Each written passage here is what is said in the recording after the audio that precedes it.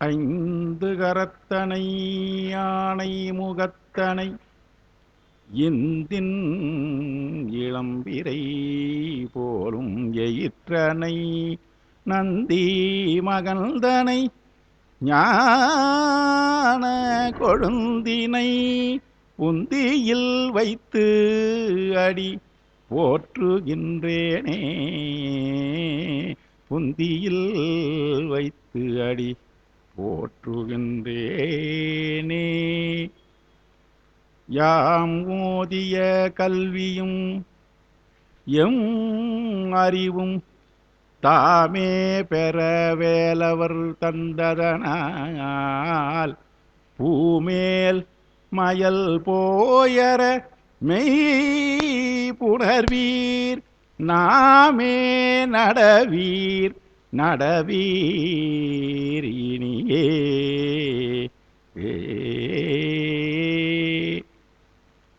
எல்லாம் வல்ல தில்லைக்கூத்தனுடைய திருவருளாலும் திருவேங்கம்ப பெருமானுடைய அருட்கடாட்சத்தாலும் இந்த தலத்திலே தொடர்ச்சியாக நடைபெற்று வருகின்ற திருமுறை சொற்பொழிவுகள் இடையிலே விட்டு இருந்தாலும் அதை விடாப்பிடியாக நடத்த வேண்டும் என்று ஒரு கங்கணம் கட்டிக்கொண்டு சொல்லலாம். நிச்சயமாக நடைபெற வேண்டும் என்கின்ற ஒரு சங்கல்பித்து கொண்டு அதை செய்து வருகிற என்னுடைய இணைய நண்பர் அவர்களுடைய திருவடிகளை வணங்குகின்றேன். எப்பொழுது செய்தாலும் நாங்கள் வருவதற்கு தயாராக இருக்கிறோம் என்கின்ற வகையிலே வந்து இறைவனுடைய திருவருளில் தோய்வதற்காக பெருமுயற்சி எடுத்துக்கொண்டு இருக்கின்ற அடியார் பெருமக்களுடைய உங்களுடைய திருவருளை வணங்குகின்றேன். பெருமக்களே, திருமுறைகளை வரிசைப்படுத்துகின்ற பொழுது திருமுறை கண்ட புராணம் உமாபதி சிவாச்சாரியாரை பண்ணியிருக்கார். சித்தாந்தத்திலே அட்டகம் எழுதியவர் திருமுறை கண்ட புராணம் எழுதி அதில் திருமுறைகளை தொகுத்து இருக்கின்றாரு. தொகுத்திருக்கும் போது அந்த பண் அடைவெல்லாம் கொடுத்துருக்காரு. அந்த திருமுறைகளை தொகுக்கின்ற பொழுது அந்த வரிசைப்படுத்தி தொகுக்கின்ற பொழுது 11ஆம் திருமுறையாக இவற்றையெல்லாம் கடைசியில் தொகுத்தா இருப்பாருங்க. முதல்ல தொகுக்கிற போது அந்த 7 திருமுறைகளை தொகுத்துட்டார். பின்னால் தான் 11 திருமுறைகளையும் தொகுக்கக்கூடிய வாய்ப்பு அவருக்கே கிடைச்சிது. அப்போ கொஞ்சம் காலம் தாழ்து. அந்த திருமுறைகளெல்லாம் அந்த தொகுத்து கொடுக்குற போது அவர் எழுதுகிற சில செய்திகளெல்லாம் பார்த்தா எப்படி அந்த வரிசைப்படுத்துகிறார் என்று பார்க்கிற பொழுது நாமெல்லாம் இங்கே தான் அதுக்கு ஒரு களம் கிடைச்சிது. 9ஆம் திருமுறையை முதல்ல நான் முழுமையாக எனக்கு 9ஆம் திருமுறையை கேட்டவர்கள் எவ்வாறு கேட்டார்களோ தெரியாது. நான் அதை நன்றாக படித்து கொண்டேன். அப்பொழுது தெரிகிறது இந்த வரிசையில் வருகிற போது 8 திருமுறைகளுடைய கருத்துக்களை 9ஆம் திருமுறையிலேயே பின்னால் வந்தவங்க எப்படி அந்த வரிசையாக கொண்டாந்துருக்கிறாங்கன்னு தெரியல. அதுக்கப்புறம் திருமூல திருமந்திரம் 11ஆம் திருமுறையிலும் பார்க்க போனால் ஒரு இடத்துல கூட அந்த திருமுறையிலே இருந்து அப்படியே வழுவாமல் அவர்கள் சென்று இருக்கிறார்கள். எந்த அடிப்படையிலே திருஞான சம்பந்த பெருமான் தோடுடைய என்று தொடங்கி அதான் இப்போ நம்ம பாடின போது வேத நெறி தழைத்தோங்குவதற்காக அவர் வந்தார், சைவத்துறை விளங்குவதற்காக வந்த பெருமானை தொடங்கிய அந்த நிகழ்ச்சியை முழுவதுமாக இவர்கள் முற்று பெறுவதற்கு இருந்து 12ஆம் திருமுறையில் அதை அழகாக முடிச்சு வச்சார் நம்முடைய சேக்கிழார் பெருமான். அதை நம்ம பார்க்குற பொழுது நமக்கு இந்த தொகுத்தது எப்படி இருக்குது, தெய்வமே தொகுத்து நம்ம கொடுத்த மாதிரி தெரியுது. அது குறுக்க எவ்வளோ நூல்கள் தோன்றி இருக்கிறது, எவ்வளோ புற இதிகாசங்கள் தோன்றி இருக்கிறது, எவ்வளோ இருக்குது. அதெல்லாம் கொண்டாந்தா இதை கொண்டாந்து வைக்கிறாங்க. ஏன்னா இன்னைக்கு பார்க்குற போது நேற்று பார்த்தோம் உமையம்மை. அந்த உமையம்மைன்னா இங்கே கூட நம்ம காஞ்சிபுரத்தில் கூட வெறுவி ஓடி தடுவ வெளிப்பட்ட அந்த அவங்க குடும்பத்தோடு இருந்து நமக்கெல்லாம் அருள் பண்ணுவதற்காக இருக்கிறாங்க. அப்போ இல்லறத்தில் நடக்கிற செய்திகள்லாம் அங்கேயும் நடக்கிற மாதிரி இருந்தால் தான் முடியும். பெருமான் ஞானிகளுக்கே தான் உதவுவாருன்றதில் நமக்கும் உதவுகிற வகையிலே அந்த சில செய்திகளை இப்போ அவங்க நேற்று அந்த சொன்னதுனால அந்த யானை ஊறி போர்த்ததே உமை அஞ்சி அருள் அஞ்சு வித்து அருளுதல் பொருட்டு உமையை அஞ்சு வித்து அருளுதல் பொருட்டு யானை உரி போர்த்தார் என்று. எந்த அளவுக்கு திருமுறையில் இருக்கிற செய்திகளை இவங்க கொண்டாந்துருக்கிறாங்க இந்த 11ஆம் திருமுறையில் என்று சொல்லுகிற பொழுது 12ஆம் திருமுறையும் அப்படியே இதே வேகத்தில் படித்தோம்னாக்கா நம்ம முழுமையாக படித்தா நல்லா தெளிவாக தான் இருக்கும். எல்லாரும் படிச்சுட்டு இருப்பீங்க. இப்போது இந்த இந்த கேப்பில் வந்து பல பேர் திருமுறைகளை எனக்கெல்லாம் நிறைய படிக்கிறதுக்கு வாய்ப்பு. எங்கள் வீட்டில் இந்த புத்தகத்தெல்லாம் நான் எப்படி படிக்க போகிறேன்னு நினச்சிருந்தேன். குறைய எல்லாத்தையும் படிக்கிறதுக்கு ஒரு வாய்ப்பு கிடைச்சிது. ஆனால் இந்த வயசில் நிற்கல மனசில். அதனால தான் குறிப்பை வச்சுக்கணும் இது பண்ணிகிட்டு இருக்கோம். Too late.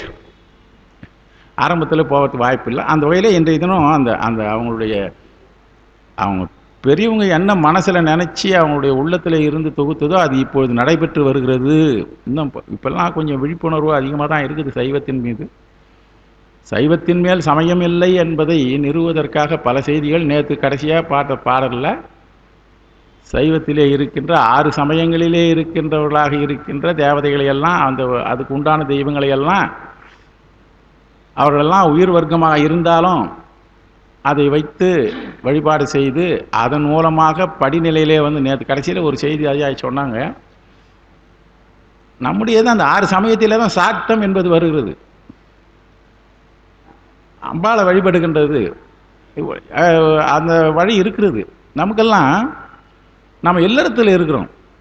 ஞானிகளாக இருக்கிற நிலைமையில் இல்லை. நம்ம ஒரு ஞான சம்பந்தரை போலவோ நாவுக்கரசரை போலவோ இல்லை. இல்லறத்தில் இருக்கிறவங்க நம்ம உடனே வந்து 8ஆம் திருமுறையில் இருக்கிற மாதிரி போய் ஊர் வேண்டேன் பேர் வேண்டேன் உற்றாரை யான் வேண்டேன்னு சொன்னோம்னா அங்கே போகாதன்னு சொல்லிடுவாங்க. நீங்கள் போக வேண்டாம். அர்த்தம் முடியாது தான் நம்ம நிறைய படிச்சுட்டு இருக்கிறோம். இப்போ நான் திருவாசகத்தில் சொல்லுவேன், ஒரு பாடலுக்கு சரியான பொருளை தெரிந்து கொண்டீர்களே ஆனால் அந்த திருவாசகத்தை நீங்கள் பப்ளிக்காக பண்ணி இது பண்ண மாட்டீங்க. அந்த ஒழுக்கத்தோடு இருக்கிற சூழ்நிலை வரும். அதெல்லாம் உணர முடியல. இருந்தாலும் அதுதான் சொல்லுவேன், 8 திருமுறைகளில் எல்லாம் இருக்குது. நம்ம வந்து என்ன பண்ணுறோம்னாக்கா உலகியலிலே இருக்கிறோம். நாம சிறிது சிறிதாக படிநிலையிலே தான் இறைவனை வணங்க வேண்டும். நான் எல்லாம் எங்ககிட்ட இருக்கிற ஒரு 15 பேர் இருக்கிறாங்க.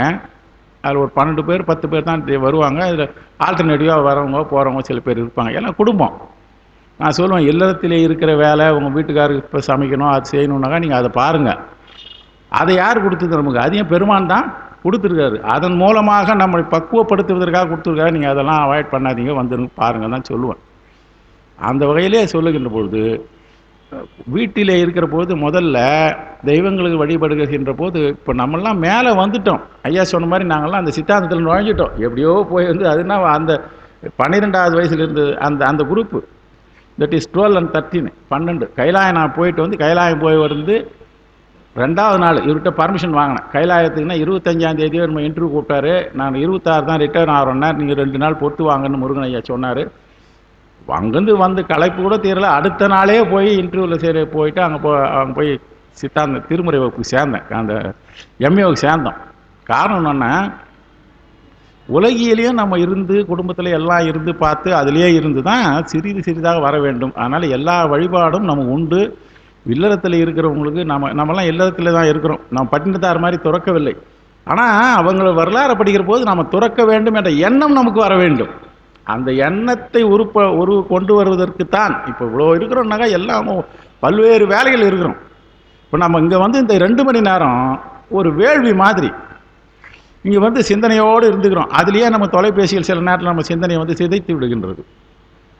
அந்த சூழ்நிலையில் நம்ம இருந்து கொண்டு இருக்கிறோம். ஆகையினால சிந்தனை நின்றன காக்கின்னு சொல்கிறாங்க இல்லையா, அந்த சிந்தனை நின்றன காக்குகின்ற தன்மையை நாம் பெறுவதற்கு படிநிலையிலே வேண்டும். எல்லா தெய்வங்களும் முதல்ல பெண்களாக இருந்தாலும் ஆண்களாக இருந்தாலும் குலதெய்வ வழிபாடு என்று ஒன்று இருக்கிறது. யாராவது மறுக்க முடியுமா? அதை நாம் மறுக்க முடியாது. குல ஆச்சாரம் என்று ஒன்று இருக்கிறது. ஞானசம்பந்த பெருமான் குல ஆச்சாரத்தை மறந்தாரா? இல்லை. அதில் இருந்து தான் மறுபடியும் நம்ம மேலே வரணும். அதனால எந்த தெய்வங்களை வணங்கலாலும் யாதொரு தெய்வம் கொண்டீர் அத்தெய்வமாகி அங்கே மாதொரு பாகனார் இருக்கிறார் என்கின்ற நிலைவை நாம் அடைவதற்குண்டான வழிமுறைகள் தான் நமக்கு திருமுறைகள் வகுத்து இருக்கின்றது. இதுக்காக போய் சண்டை போட வேணாம். நீ அந்த சாமி கும்பிடுடா, அது எங்கள் சாமி தான் சொல்ல வேண்டியே இல்லை. மனசில் நாம் நினச்சிங்கன்னா அவ்வளோ இயேசுவாக இருந்தாலும் சரி, அல்லாவாக இருந்தாலும் எந்த இறைவனாக இருந்தாலும் அது நம்முடைய பெருமானை நினைத்து கொண்டு அந்த சமய பொறை என்பது நமக்கு ரொம்ப அவசியம். சமய பொறையோடு இருந்து தான் நம்முடைய ஞான சம்பந்தர் எங்கேயாவது ஒரு இடத்துல அவர்களை சமணரிடத்திலே போய் ஏதாவது வேகமாக சொன்னாருன்னு பார்த்தா சேக்கிடா சில இடங்களிலே அவர் அப்படியே இருந்தாருன்னு அப்போ கூட கொஞ்சம் இந்த கையை ஓதிருங்க ஊனு ஒரு கிடையவே கிடையாது. அவளை சமணரை கழுவியாற்றத்துக்கு கூட அந்த இடத்துல ரொம்ப உருக்கமான செய்திகள். நம்ம அதை வந்து இப்போ பெரிய புராணம் போயிட்டு அங்கே போயிடும்.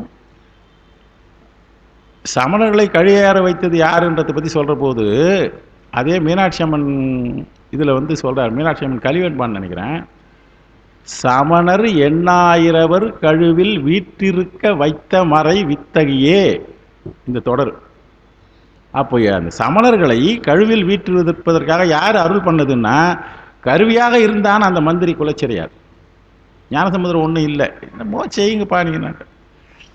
ஆனால் உள்ளே இருந்து கொண்டு இவற்றையெல்லாம் இயக்கி கொண்டு இவற்றையெல்லாம் செய்து கொண்டிருப்பது யார்? அவர்களை கருவியாக வைத்து இருக்கின்றதுக்கு இறைவன்.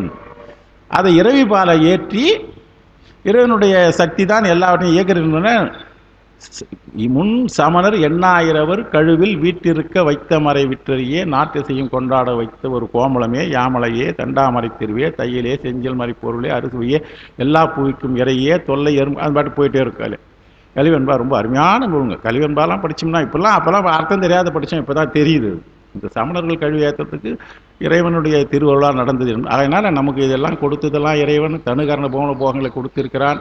அதனால் நம்மளாம் சமயப்புறை உடையவர்களாக இருக்கிறவங்க தான் இங்கெல்லாம் வர முடியும். 11ஆம் திருமுறை வரையும் வந்திருக்கோம்னாங்க அந்த நிலைமையில் இருந்து கொண்டு இருக்கிறோம் என்று இந்த செய்தி வதன பிரசங்கமாக தான் இருக்கலாம். இருந்தாலும் இதெல்லாம் சிந்திக்க வேண்டிய செய்திகள். நம்ம உலகிலே வாழ்ந்து கொண்டு இருக்கிறோம். அதனால் இப்போ நம்ம 53வது பாடல். பார்மேவுகின்ற பலர் ஒருவர் பண்டரங்கர் பார்மேவுகின்ற படுதலையர் பார்மேல் நிலவுலகம் வலம் யுழியச் சேர்வர் மலரடிகள் சேர்வார் வலஞ்சுழியை சேர வருவார். இந்த இடத்துல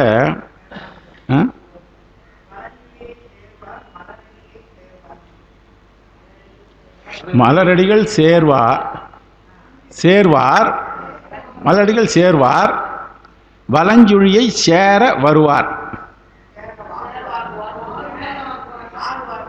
ரைட்டு, இங்கே பிராக்கெட்டில் போட்டு வச்சுக்குது. சேர்வாகுவர் என்றும் பாடம். சேர்வாகுவர் என்பதும் பாடம். இங்கே சேர வருவார்னு இந்த புக்கில் இருக்குது. அருணையாருடைய உரை இருக்கிற புத்தகத்தில் வந்து சேர வருவார்னு இருக்குது. ஆனால் அவரே போட்டு கொடுத்துருக்காரு சேர்வாகுவர். சேர்வாகுவர்னா நிச்சயமாக பெருமானுடைய திருவடியை சேருவார்கள்னு அர்த்தம். சேர வருவார் என்றால் சேருவதற்காக முயற்சி செய்பவர்கள் என்ன செய்ய வேண்டும்னு சொல்கிறார். அதனால் நம்ம அந்த பாடபேதத்தை நம்ம வச்சுக்கலாம். இந்த பார்மேவுகின்ற என்ற முதல் தொடரில் இருக்கிற பார்மேவுதல். இந்த பார்மேவுதல் என்பது, பார் என்பது உலகம். உலகம் என்றால் மேல் உலகம் 7 கீழ் உலகம் 7 எல்லாம் சேர்ந்து இருக்குது. அண்டங்கள் 1008 அண்டங்கள் எண்ணிக்கையே இல்லை. 1008 அண்டத்தை மட்டும்தான் கடவுள் அவனுக்கு கொடுத்தாரான். ஆகையினால என்னமோ பிளாட் வாங்குற மாதிரி வாங்கிக்கிறாங்க. இத்தனை பிளாட் எனக்கு கொடுக்குறாப்பா, இது இடம் நான் ஒரு 100 வருஷத்துக்கு கான்ட்ராக்ட் போட்டு கட்டணம் கட்டி ஃபேக்ட்ரி போட்டு போகிறேன்னு சொல்கிற மாதிரி அந்த கொடுத்துருக்காரு. வாங்கினானா சூரபன்மன் வந்து. அதுபோல் இங்கே பார் என்றால் உலகங்கள், பல உலகங்களையும் குறிக்குது. பார் மேவுகின்ற என்றால் பல உலகங்களிலே இருக்கின்ற பலர் ஒருவர். பாரு மேவுகின்ற என்றால் பல உலகங்கள். முதல் தொடரிலே இருக்கிற முதல் அடியிலே இருக்கின்ற முதல் தொடர். பல உலகங்களிலே இருக்கின்ற பலர். அங்கே இருக்கின்ற பலர் என்று சொல்கிற போது மக்கள் இல்லை என்றால் உயிர்களோடு வச்சுக்கலாம். ஆனால் உயிர்கள்னால் சித்தாந்த இதில் போவோம். ஆனால் இங்கே பலர் என்பது மக்கள் என்ற பொருள் தான் கொடுத்துருக்காரு. மக்கள் பல மக்களாக இருக்கணும். அத்தனை பேருடைய உருவிலேயும் யார் இருந்து கொண்டு இருக்கிறார்? பெருமான் இருக்கிறார். ஆக பார்மேவுகின்ற பலர் ஒருவர் இறைவனை குறிக்கிறது. அவர் யாருன்னாக்கா பண்டரங்கர். அரங்கர் என்று வச்சுக்குவானா பாண்டரங்கம் என்ற கூத்துவையே ஆடுவதிலே வல்லவராக இருக்கின்ற பெருமான் அர்த்தம். பண்டரங்கர் பார்மேவுகின்ற படுதலையர். இந்த பார்மேவுகின்ற படுதலையர் என்பதற்கு பார்மேவுகின்றதுன்னா, பார் என்றால் பருந்துகள் இருக்கின்ற இடம். பார் என்றால் பருந்துக்கு ஒரு பேர் இருக்குது. பார் மேவும் பருந்துகள் எங்கே இருக்கும்? இடுகாட்டிலே இருக்கும். மேலே பறக்கும். இடுகாட்டிலே அந்த நிலத்தை உண்பதற்காக பருந்துகள் வந்திருக்கும். அந்த பார் மேவுகின்றது பருந்துகள் இருக்கின்ற பாழ் நிலம். அந்த பாழ் நிலத்திலே இருக்கின்ற அந்த இடத்துல இருக்கின்ற பெருமான். அடுத்தது இந்த பார்மேல் என்கின்ற தனி சீர் இருக்கு பார்த்தீங்களா, அந்த பார்மேல் என்றால் உலகத்திலே வலஞ்சுழியை சேர்வார். உலகத்திலே இருக்கின்ற இந்த உலகம் என்பது நில உலகத்தை குறிக்கிறது. மேலே இருக்கிற பார்மேவு என்றால் பல உலகங்களை குறிக்கிறது. பல உலகிலே இருக்கிற உயிர்களுக்கு உயிராக இருக்கின்ற பெருமான் அவர் பாண்டரங்கம் என்கின்ற கூத்தி ஆடுதலே வல்லவராக இருக்கிறார். அவர் உயிரிலெல்லாம் சென்று சேருகின்ற இடமாக இருக்கின்ற பருந்துகள் அதிகமாக வட்டமிட்டு கொண்டு இருக்கின்ற பாழ்நிலம் என்று சொல்கின்ற சுடுகாட்டில் இருப்பவர், அந்த இடத்திலே இருக்கின்ற பெருமான் அவர் என்ன பண்ணுறாராம், அங்கே இருக்கின்ற தலையை கையிலே கொண்டு விளங்குகின்றவர். அடுத்தது பார்மேல் என்றால் நில உலகத்திலே அவர் எங்கேயோ ஒரு இடத்துல இருக்கிறாரு. அதுதான் வலஞ்சுழியை சேர்வர். அந்த பெருமான் எங்கே இருக்கிறாரு? உலகத்திலே நாமெல்லாம் வணங்குவதற்காக பெருமான் பாண்டரங்கம் என்ற கூத்தை ஆடுவார். இப்போ நிலங்கள் சுடுகின்ற சுடுகாட்டிலே இருக்கிறாரு. அங்கெல்லாம் போய் நம்ம அவரை குடிவிட முடியாது. இந்த உலகத்தில் நாம் போய் அவரை பார்க்கணும். அவர் பாண்டரங்கம் என்ற கூத்து ஆடுவாருன்றதும் சரி, அவர் எப்போ ஆட போகிறாருன்னு நமக்கு தெரியாது. சில நேரங்களில் சில கூத்து ஆடுவார். அவர் பலவிதமான கூத்து ஆடுவதிலே வல்லவர். ஆகவே போய் அங்கெல்லாம் போய் பார்க்க முடியாது. உலகத்திலே இருக்கிற உயிர்கள் உள்ளே இருக்கிறாருன்னா அங்கேயும் போய் நாம் பார்க்க முடியாது. நாம் பார்க்குற மாதிரி இந்த நில உலகத்திலே வலஞ்சுழியை சேர்வர், வலஞ்சுழி என்கின்ற இடத்திலே இருக்கின்றார். நமக்கு ஒரு அருமையான ஒரு வழிகாட்டுதலாக இருக்குது. அவ்வளோ கஷ்டமான ஆளுன்னு சொல்றியே, நாங்கள் எப்படிப்பா போய் தரிசனம் பண்ணுறது? நீ கவலையே படாத, வலஞ்சுழி என்கின்ற தலத்திலே அவர் இருந்து கொண்டு இருக்கிறார். அங்கே சேருங்கள். பெருமான் அங்கே சேர்ந்து இருக்கிறார். அந்த பெருமான் வலஞ்சுழியில் இருக்கிறாரு. சேர்வர் என்றால் இந்த இடத்திலே நமக்கு குறியாக இருந்து கொண்டு இருக்கிறார். அங்கே இருக்கிறவரை போய் நம்ம என்ன பண்ணோம்னாக்கா, அவருடைய திருவடிகள் மலர் போன்ற அடிகளை, வலஞ்சுழியிலே இருக்கின்ற பெருமானுடைய திருவடிகளை என்றால் எளிய உருவுதான், நமக்கு ஒன்றும் அவர் ஒன்றும் கால் காமிக்க போகிறதில்லை. அந்த மலர் அடிகளை சேர்வார். யாரெல்லாம் அவர் போய் திருவடியை சேர்கிறார்களோ அவர்கள் வலம் சுழியை சேர வருவார். சேருகிறவர்கள்தான் இந்த கடைசியில் இருக்கிற வலம் சுழின்னு இருக்குது பற்றியா, முதல்ல வலஞ்சுழி மூன்றாவது அடியில் இருக்கிற முதல் சீரில் இருக்கிற வலஞ்சுழி என்பது தலத்தை குறிக்கிறது. அடுத்தது வலம் சுழி என்றால், வலம் என்றால் வெற்றி, வலம் என்றால் வெற்றி. அந்த வெற்றியை அடைகின்ற தன்மையுடையவர். வெற்றி வட்டம், வெற்றியாகிய வட்டத்தை அடைவார்கள். வெற்றி அடையணும் இல்லையா? அதாவது வலஞ்சுழியிலே இருக்கின்ற பெருமானை எவரெவர் சேர்ந்து மலரிட்டு அவருடைய மலர் அடியை யார் தொழுகிறார்களோ, தொழுவதற்காக யார் சென்று வழிபாடு செய்கிறார்களோ, அந்த பெருமான் நமக்காக வலஞ்சுழியிலே இருந்து கொண்டு இருக்கிறார். சேர்ந்து அங்கே இருக்கிறாரு. நம்மெல்லாம் சேருவதற்காக இருக்கிறார். இன்னும் பண்ணாங்க வலஞ்சுழியை சேர்வர். வலஞ்சுழியிலே பெருமான் சேர்ந்து இருக்கிறார். அந்த இடத்துல நாமெல்லாம் போய் என்ன பண்ணால் வழிபாடு செய்தால் அவர்கள் என்ன கிடைக்கும்னாக்கா, அந்த வலஞ்சுழியை சேருவதற்காக எவரெல்லாம் சொல்லுகிறார்களோ பெருமானுடைய திருவுருளை பெற்று அவங்க என்ன பண்ணுவார்கள்னாக்கா வெற்றி வட்டத்துக்கு வருவார்கள். வெற்றி வட்டம்னா பெருமானுடைய கோலக்கம், திருக்கோலக்கம் என்று சொல்லுவாங்க. அவருடைய அவையிலே ஒருவராக கூட்டுவார். பெருமானே அடியார் நடுவில் வைக்கிற ஒரு தன்மை நம்முடைய திருமுறைகளில் அடியார் நடுவில் இருக்கிறவர்கள் தான் சொல்லுவாங்க. ஆக இந்த வெற்றி வட்டத்தை சேருவதற்காக வருவார்களாக மாறுவார்கள். அப்படிதான் இங்கே சேர்வாகுவர் என்கிற பொழுது முடிவே சொல்லிட்டார். அவர்கள் நிச்சயமாக வெற்றி வட்டத்தில் சேருவார் என்றால், உயிர்களாகிய நமக்கெல்லாம் வெற்றி எப்போது என்றால், உயிருக்கும் உடலுக்கும் இருக்கிற தொடர்பை எடுத்துவிட்டு உயிரை தனியாக பிரித்து உடலே மீண்டும் வராத ஒரு தன்மையை ஆக்கி ஊனுயிர் வேறு செய்தான்ற நிலைமை செய்யணும் இல்லையா? சுந்தரர் செஞ்ச மாதிரி ஊனுயிர் வேறு செய்தான் என்கிற நிலைமை நம்மெல்லாம் மாற்றணும். அந்த வெற்றி வட்டம் என்பதை அடைவதற்காக இருக்கிறோம். என்ன சொன்னார்? வலஞ்சுழியிலே இருக்கின்ற பெருமானை வழிபாடு செய்யுங்கள். அவர் அருள் செய்வதற்காக இருக்கிறார். நமக்காக ஆலயங்களிலே இருந்து கொண்டு இருக்கிறார். தலங்களிலே பெருமான் இருப்பது உலகவர்கள் எல்லாம். ஏன்னா நம்ம இருக்கிற பெருமான் இருக்கிற இடம்லாம் எங்கெங்கன்னு சொல்கிறார் பாருங்க. அவர் பாண்டரங்கம் என்ற கூத்தாடுவார். பருந்துகள் இருக்கின்ற அந்த உலகத்திலே சுடுகாட்டு இடங்கள்லாம் இருப்பார். அங்கெல்லாம் நம்ம போய் அவர் வழிபாடு செய்ய முடியாது. இந்த நிலகுலகத்தில் இருப்பவர்கள் வழிபாடு செய்வதற்காக பெருமான் அந்த வலஞ்சுழி என்கின்ற தலத்தில் இருந்து கொண்டு இருக்கிறார். அவரை போய் நீங்கள் வழிபாடு செய்யுங்கள். இந்த கடைசியில் வல் அம் சுழின்னு பிரிக்கணும். இந்த கடைசியில் ஈட்டிலையில் நான் வலஞ்சுழின்னு சொல்லிட்டேன், வெற்றி வட்டம்னு சொல்லிட்டேன். அது பிரிக்கிற போது வல் அம் சுழி அப்படி பிரிச்சுனாக்கா வெற்றி கொண்ட அழகிய குறி. அந்த குறியில் போய் நம்ம பெருமானுக்கு நமக்கு கொடுப்பாரு என்று அர்த்தம். அடுத்தது இப்போ 54வது பாட்டில் ஒரு ரிக்வஸ்ட் வைக்கிறாரு சாமி. நம்ம சாமிக்கே ஒரு வேண்டுகோள் வைக்கிறாரு.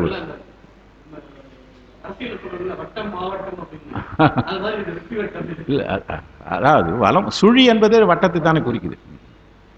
அடுத்தது வாரணிந்த கொங்கை உமையாள் மணவாளா. இது ஒரு வரித்து கட்டிய கொங்கை உடையவளுடைய உமையாள் மணவாளா. இது சாதாரணமான பொருள், இதுக்கு நம்ம சொல்ல வேண்டியதே இல்லை.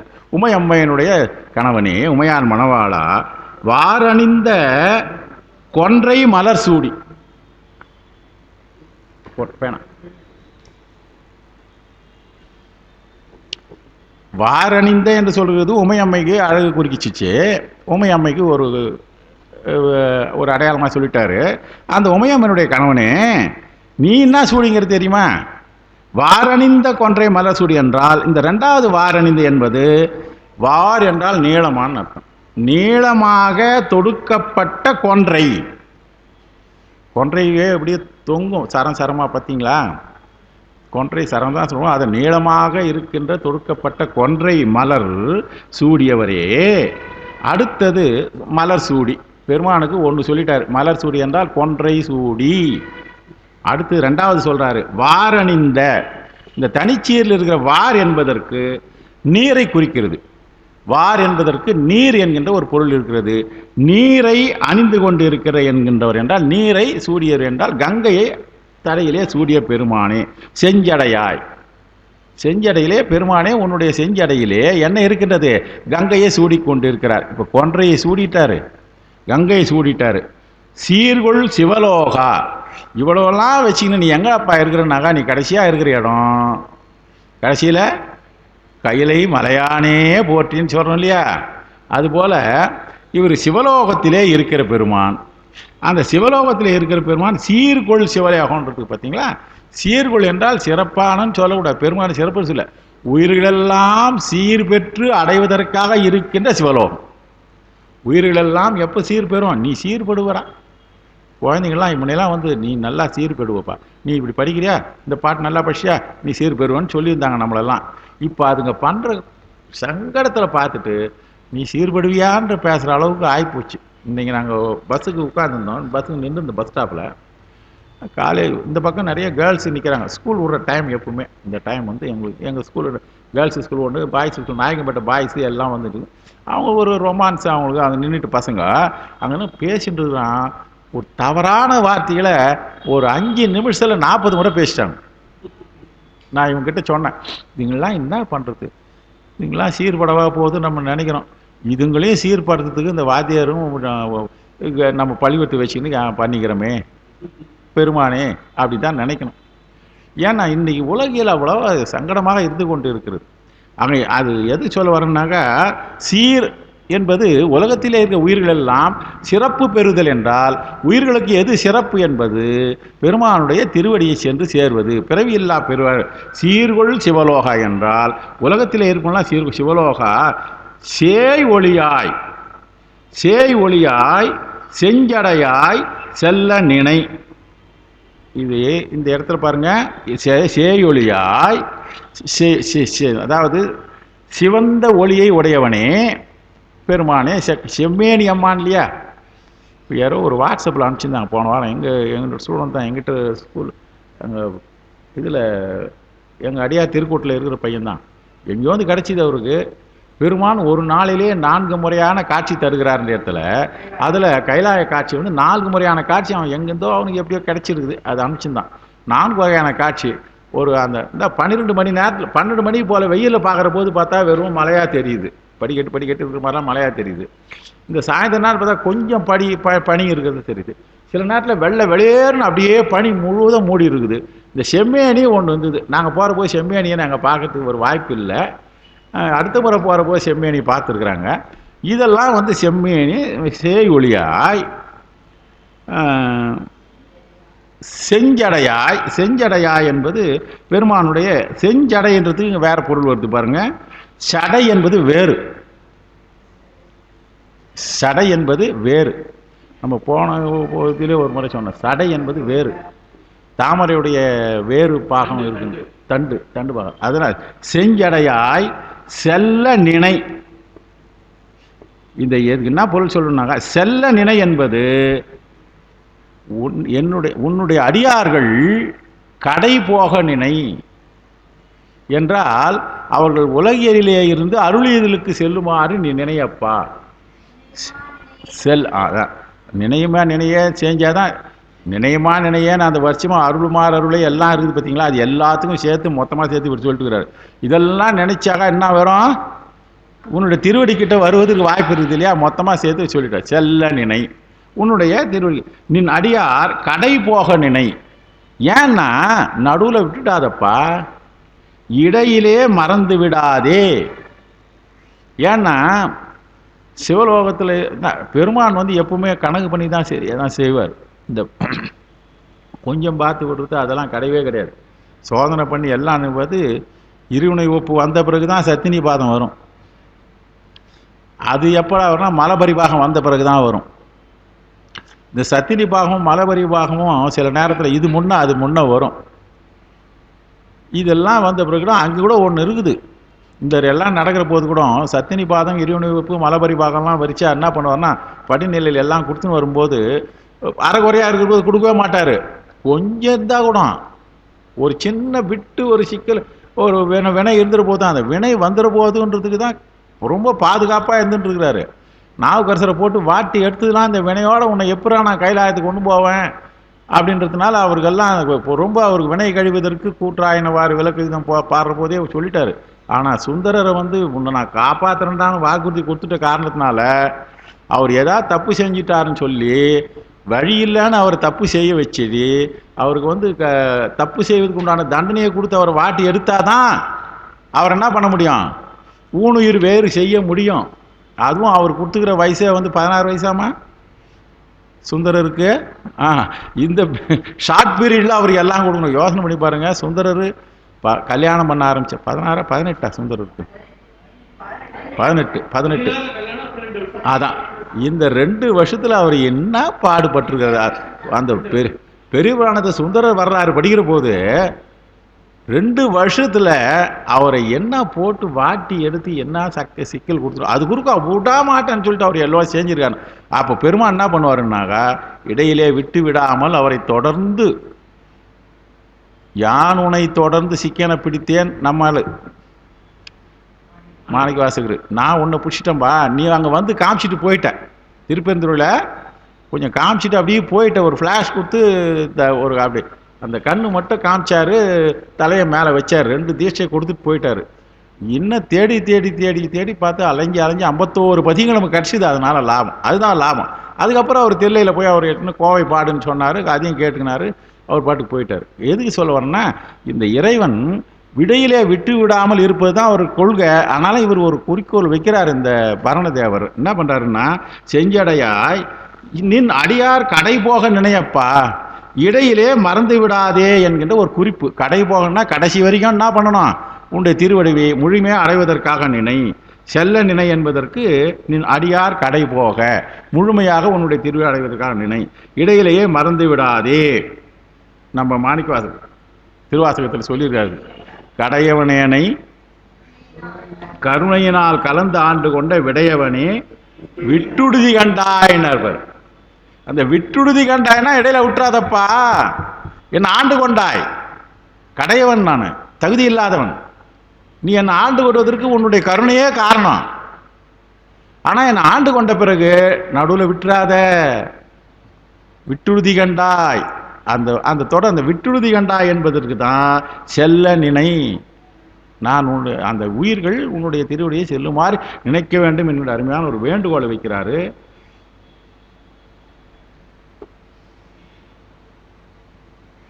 இந்த செஞ்சடையா என்பது இருக்கு பார்த்தீங்களா, சடை என்பது செஞ்சென்றால் செம்மையான கடைசி சீருக்கு, சடை என்பது வேறு. எம் பொருட்டு, உயிர்களின் பொருட்டு நீ எப்படி இருக்கிற, சிறந்த வேறு போல இருந்து கொண்டு இருக்கிறாய். எல்லா விதமான தாவரங்களுக்கும் எது அடிப்படை, வேறு. இன்னும் அதுக்கு ஒரு மூலம் என்று கூட சொல்லுவாங்க, மூலம் என்று கூட சொல்லுவாங்க, வேருக்கு மூலம் என்று. அதுதான் அதில் தான் அடிப்படையாக தோன்றுவதற்கு காரணமாக இருக்குது. அது மாதிரி இருக்கிற பெருமானே, உயிர்களுக்கு நீ வேறு போன்று செம்மையான வேறாக இருக்கிற பெருமானே, நீ என்ன பண்ணணும்? செல்ல நினையப்பா. இந்த செஞ்சடையா என்பதற்கு என்ன அருமையான ஒரு தொடர். தேடி தேடி பிடிச்ச அர்த்தம் எழுதியிருக்கிறார். சில இடங்கள்ல அவர் படிக்கிறவங்களுக்குலாம் தெரியும்னு நினச்சி ஒரு சொற்களுக்கு சொல்லாத விட்டாரோ. ஏன்னா அந்த மாதிரி தெரியாதவங்களாம் படிக்காதீங்கன்னு அர்த்தமோ என்னமோ தெரியல. நான் அந்த நேரத்தில் தான் நினச்சினேன், பால்ராவாயன் அவங்க அப்பாவை நான் ஒரு 2 முறை, ஒரே முறை தான் நான் பார்த்துருக்குறேன். அதுக்கப்புறம் ஃபோட்டோவில் தான் பார்த்தேன். அவர் எங்கள் அப்பாவுக்கு ரொம்ப நண்பராக இருந்தார். அவர் சொல்லி தான் எனக்கெல்லாம் எனக்கு எங்கள் அம்மாவே கல்யாணம் பண்ணி வச்சது அருணையார் சொல்லி தான். எல்லாம் சரி, பிறக்க வச்சதுக்கும் நீ திருவேகம்பத்துக்கு போடாப்பா, நீ கல்யாணம் பண்ணி வச்சுட்ட, குழந்தை பிறக்கணும் என்ன பண்ணுறதுன்னு சொல்லி காலையில் எழுந்து சைக்கிள் எடுத்துன்னு திருவேகம்பத்துக்கு போ, உன்னுடைய மனைவியை கூட இட்டுன்னு அழைச்சிட்டு போனேன்னா அங்கே மாவடிக்கின்ற நேராக கதவு திறந்த உடனே நேராக போகணும். வேகமாக போயிட்டா மாவடி சுற்றி வரும்போது மாவடியில் பார்த்து அங்கே ஒரு மாங்காய் பிஞ்சு கட்டினா எடுத்து கொடு, அது சாப்பிட்ட உடனே நல்ல குழந்தையா பிறக்கும்னு சொல்லி அருணையார் சொன்ன வழி தான். ஆனால் அவங்களாம் கூட இருந்து எல்லாம் இருந்தவங்க. இப்போ நான் ஒரே முறை தான் பார்த்தேன். அப்போ அவர் முடியாது இருக்கிற நேரம் தான் பார்க்கணும், எனக்கு வாய்ப்பு கிடைக்கல. எனக்கு இதே ஊரில் தான் பிறந்தேன், எல்லாம் தான் இருந்தேன். அவர் வேலை செய்கிற போதெல்லாம் அங்கே இருந்தால் அங்கே அவர் போய் பார்க்க முடியல. வஜ்ரவேல் மலையார்கிட்ட போனேன், அவருடைய காலத்தில் போய் பார்த்தேன். எனக்கு பச்சை பாசல் இடம் கிடைக்கல. நான் கவர்மெண்ட் ஹைஸ்கூலுக்கு போயிட்டேன், முனிசிபலுக்கு போயிட்டேன் நான். அது பெரிய வரலாறு. ஆகையினால் இந்த செஞ்சடையாய் செல்லண்ணெய் என்பது உயிர்களுக்கு முழுமையாக கொடுக்கணும். அந்த பெருமாளுடைய திருவள் வேர், அந்த அடிப்படை என்பது ஒரு தன்மை இருக்க வேண்டும் என்பதற்காக வேறாக இருந்து அவர் செஞ்சுட்டு போனார். அவர் நான் பார்க்க முடியல. ஒரு முறை பார்த்ததுனால இன்னும் பார்த்ததே போதும்னு தோணுது. ஏன்னா அவர் இப்போ அவருடைய உரைகளின் மூலமாகவும் புத்தகத்தின் மூலமாக பார்த்துட்டே வரும். அதான் நினைக்கிறேன், இவர் ஏன் தான் விட்டுட்டாரோன்னு சொன்னாங்க. அவர் காலத்தில் இருந்தவங்க தெரிஞ்சவங்க படிச்சிருப்பாங்க. இப்போ நாமெல்லாம் அறகுறையெல்லாம் இதை படிச்சுக்கிறதுனால சில இடங்களை புரிஞ்சு கொள்ள முடியாத ஒரு தன்மை இருந்து கொண்டு இருக்கிறது என்பதனால இப்போ இது ஒரு ரிக்வெஸ்ட் ஆச்சு. அடுத்த பாடல் தலைவி எது ஆற்றாமை சொல்வது. 55வது பாடல். தலைவி ஆற்றாமையா இருக்கிறார். இந்த தலைவி ரொம்ப அது நேரத்து கூட ஒரு பாடல் அது மாதிரி வந்தது. தலைவி ரொம்ப சங்கடப்பட்டுங்கிறார், பெருமான் மேலேயே மையலாக கொண்டு இருப்பார். அதனால் என்னென்ன நடக்குதுன்றதை நம்ம பார்த்தோம். இந்த மாதிரி தலைவிலே ரொம்ப சங்கடப்பட்டு இருக்கிறாளே, தலைவா நீ கொஞ்சம் கண் திறக்க மாட்டியா அப்படின்னு தலைவி சொல்லுகிற அளவிலே இது சொல்லியிருக்கிறது. தலைவி எது ஆற்றாமையை செவிலி கூறியது. இந்த தோழி கூட கிடையாது, செவிலி என்பது வேற. வளர்ப்பு தாய், பெரும்பாலும் வளர்ப்பு தாயாக செவிலி தாய் தோழியுடைய தாயாக இருப்பாங்க இலக்கியத்தில். இது ஆமாம். நற்றாய் என்பது பெற்ற தாய். தோழி இருக்கிறாங்க இல்லையா, அந்த தோழியுடைய தாய் செவிலி தாயாக இருப்பாங்க. அதனால செவிலி கூற்றாக இருப்பதாக ஒரு குறிப்பு கொடுத்துருக்காரு. என்ன சொல்றாரு பாருங்க. நினை மால் கொண்டு ஓடி நெறியான தேடி நினை மாலே நெஞ்சம் நினைய. நினை மால் கொண்டு, எத்தனை மால் வருது பாருங்க. நினை மால் கொண்டு ஊர் தேடி உம்பராய் அம்பரமா காலா என்று ஊர் தேடி என்றுரைப்பான் ஊர். இந்த இடத்துல ஒரு தலம் சொல்லப்பட்டு இருக்கிறது, அம்பர் மாகாளம் என்கிற ஒரு இது. அம்பர் மாகாளா. இந்த இடத்துல அம்பர மாகாளான்னு இருக்குது, அம்பர்னு இருக்கா. ஊர் தேடி அந்த இடத்துல இரு வருதுக்கா, புள்ளி வச்சிருக்கா. அம்பர மாகாளான்னு இருக்கு இல்லையா. ஆனால் அம்பர் மாகாளம் தலத்தை தான் குறிக்குது.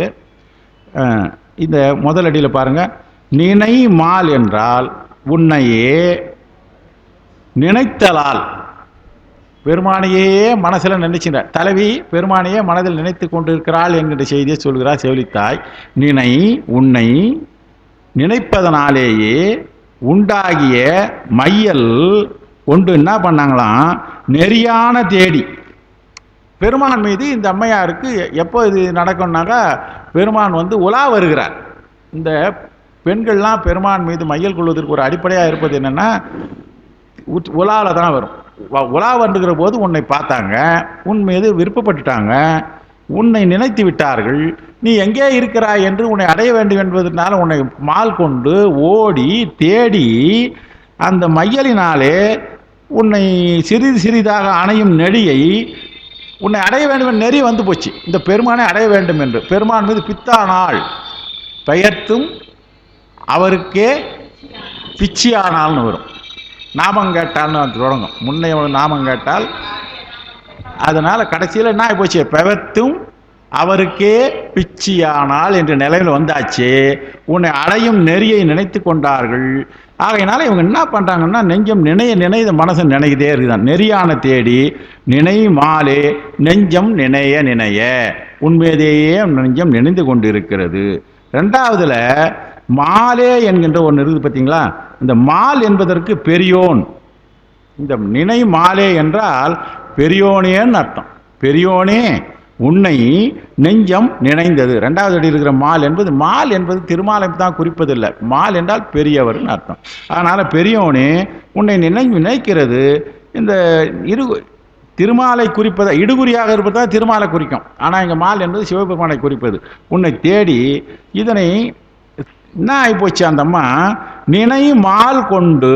அடுத்த மூணாவது அடியில் இருக்கிற ஊர் என்ற ஊர் தேடி என்று ஊர் ஊராக தேடி பெருமானேன்னு எங்கே இருக்குன்னு தேடுறாங்களாம். இந்த ஊரில் இருப்பாங்களா அந்த ஊரில் இருப்பாங்களா அப்படின்ட்டு. ஏன் சார், எல்லா ஊர்லேயும் தானே சிவபெருமான் இருக்கிறாரு, ஊர் ஊராக ஏன் தேடுறாங்கன்னு நம்ம நினைக்கலாம். நம்ம சைவத்தில் எல்லா இடங்களிலும் எல்லாருக்கும் திருவருள் வாய்க்கப்பெறாது. நாம் என்ன பண்ணணும்னாக்கா, சிவனுடைய தலங்கள் எல்லாம் சென்று அப்படியே போயிட்டே இருந்தானாக்கா, எந்த இடத்திலே நமக்கு பெருமான் அருள் புரிய வேண்டும் என்று நினைக்கிறாரோ, இல்லை எந்த இடத்திலே நமக்கு மனசு லயமாகக்கூடிய தன்மை இருக்கிறதோ அந்த இடத்துல தேடி சென்று என்றால் ஊர் ஊராக தேடி சென்று திருந்ததி ஏற்றுமின். எங்கேயாவது ஒரு ஊரில் அந்த இலிங்கமாக இருக்கிற சாமி அவர் உருவத்திலேயோ அந்த ஊரில் இருக்கிற போது நாடி வந்து தேடி சென்று திருந்தடி ஏத்துமின். ஆனால் ஏதாவது ஒரு இடத்துல நமக்கு எந்த இடத்துல ஒரு அருள் பாலிக்க வேண்டிய எண்ணம் இருக்கிறதோ அவர் நம்மை ஆட்கொள்வார். இதுக்கு உதாரணம் நம்ம எங்கே பார்க்கலாம்னாக்கா, திருப்பெருந்துறையில் இருந்து ஊர் ஊராக தேடி தேடி தேடி போகிறாரு. எனக்கு காட்டப்பா அப்படி சொல்லிகிட்டே பாடிக்கொள்ளு. காட்டினாய் கழுக்குட்டிலே காட்டுறாரு இல்லையா. அவர் அது குறுக்க எத்தனை தலங்களில் அவர் சேர்ந்து இருக்கிறாரு. ஆனால் அவர் காட்டுவதற்கு எங்கே வாய்ப்பு கிடைச்சிருக்குது, கழுக்குன்று. ஆக அடியார் பெருமளுக்கு பெருமான் எந்த இடத்திலே அருள் பாலிக்க வேண்டும் என்று இருக்கிறாரு. இப்போ அதே மாதிரி நம்ம பல உதாரணங்கள் சொல்லலாம். அடியார் திருவடிகளில் நம்ம 61 நாயன்மார்களை சொல்லலாம். ஞானசம்பந்தர் கூட இருக்கிற போது எல்லா இடமும் கடுமலத்தை தான் அவர் எங்கேயா இருந்தாலும் பார்ப்பார். மதுரையில் இருக்கிற போது கூட அப்பாலாம் நலமாக இருக்கிறாரான்னு அப்பாவே கேட்டார். அப்பா அங்கே தான் வந்திருக்கிறாரு, உன்னை பார்க்கணுன்னா என்னுடைய தாய் தந்தையர் நலமாக இருக்கிறாரான்னு கேட்டார். உயிருக்கு தாய் தந்தையராக அவர் குறிப்பிட்டிருந்தார். அவருக்கு அங்கே பிடிச்ச இடம் அதுதான். பல இடங்களிலே பெருமானே நான் உன்னை ஊரை விட்டுட்டு வந்துட்டேன்டாப்பா, கடுமலத்தை விட்டு வந்துட்டேனே, நீ என்ன பண்ண போறன்ற போது இவர் எப்போ நினைக்கிறாரோ அப்போ என்ன பண்ணுறாரு, உமையொரு பாகனாவே காட்சி கொடுத்தார் என்பது ஒரு தன்மை சொல்லியிருக்கிறாங்க. அந்த வகையிலே இவர் என்ன பண்ணாராம், நினை மால் கொண்டு என்று சொன்னதுனால இந்த ரெண்டாவது இருக்கிற நினை மால் கொண்டும் அதே தான். முதல் அடியில் இருக்கிற நினை மால் கொண்டு உண்மையது மயக்கத்தை கொண்டு உன்னை அடைய வேண்டும் என்கின்ற ஒரு ஆழ்ந்த பற்றினை கொண்டு தான் அதே தான். இதில் ரெண்டாவதும் அதே இருப்பதுனால அது மாதிரி ஒரே தொடருக்கு ஒரே பொருளே மீண்டும் வருமாறு வந்தாக்கா அதுக்கு இலக்கணத்தில் அனுவாதம்னு பேர். அனுவாதம் என்கின்ற இலக்கணத்தில் குறிப்பு இலக்கணம் தான் அந்த தொடருக்கு அதே பொருள் மீண்டும் வருவதனால என்று அவர் குறிப்பு கொடுத்துருக்காரு.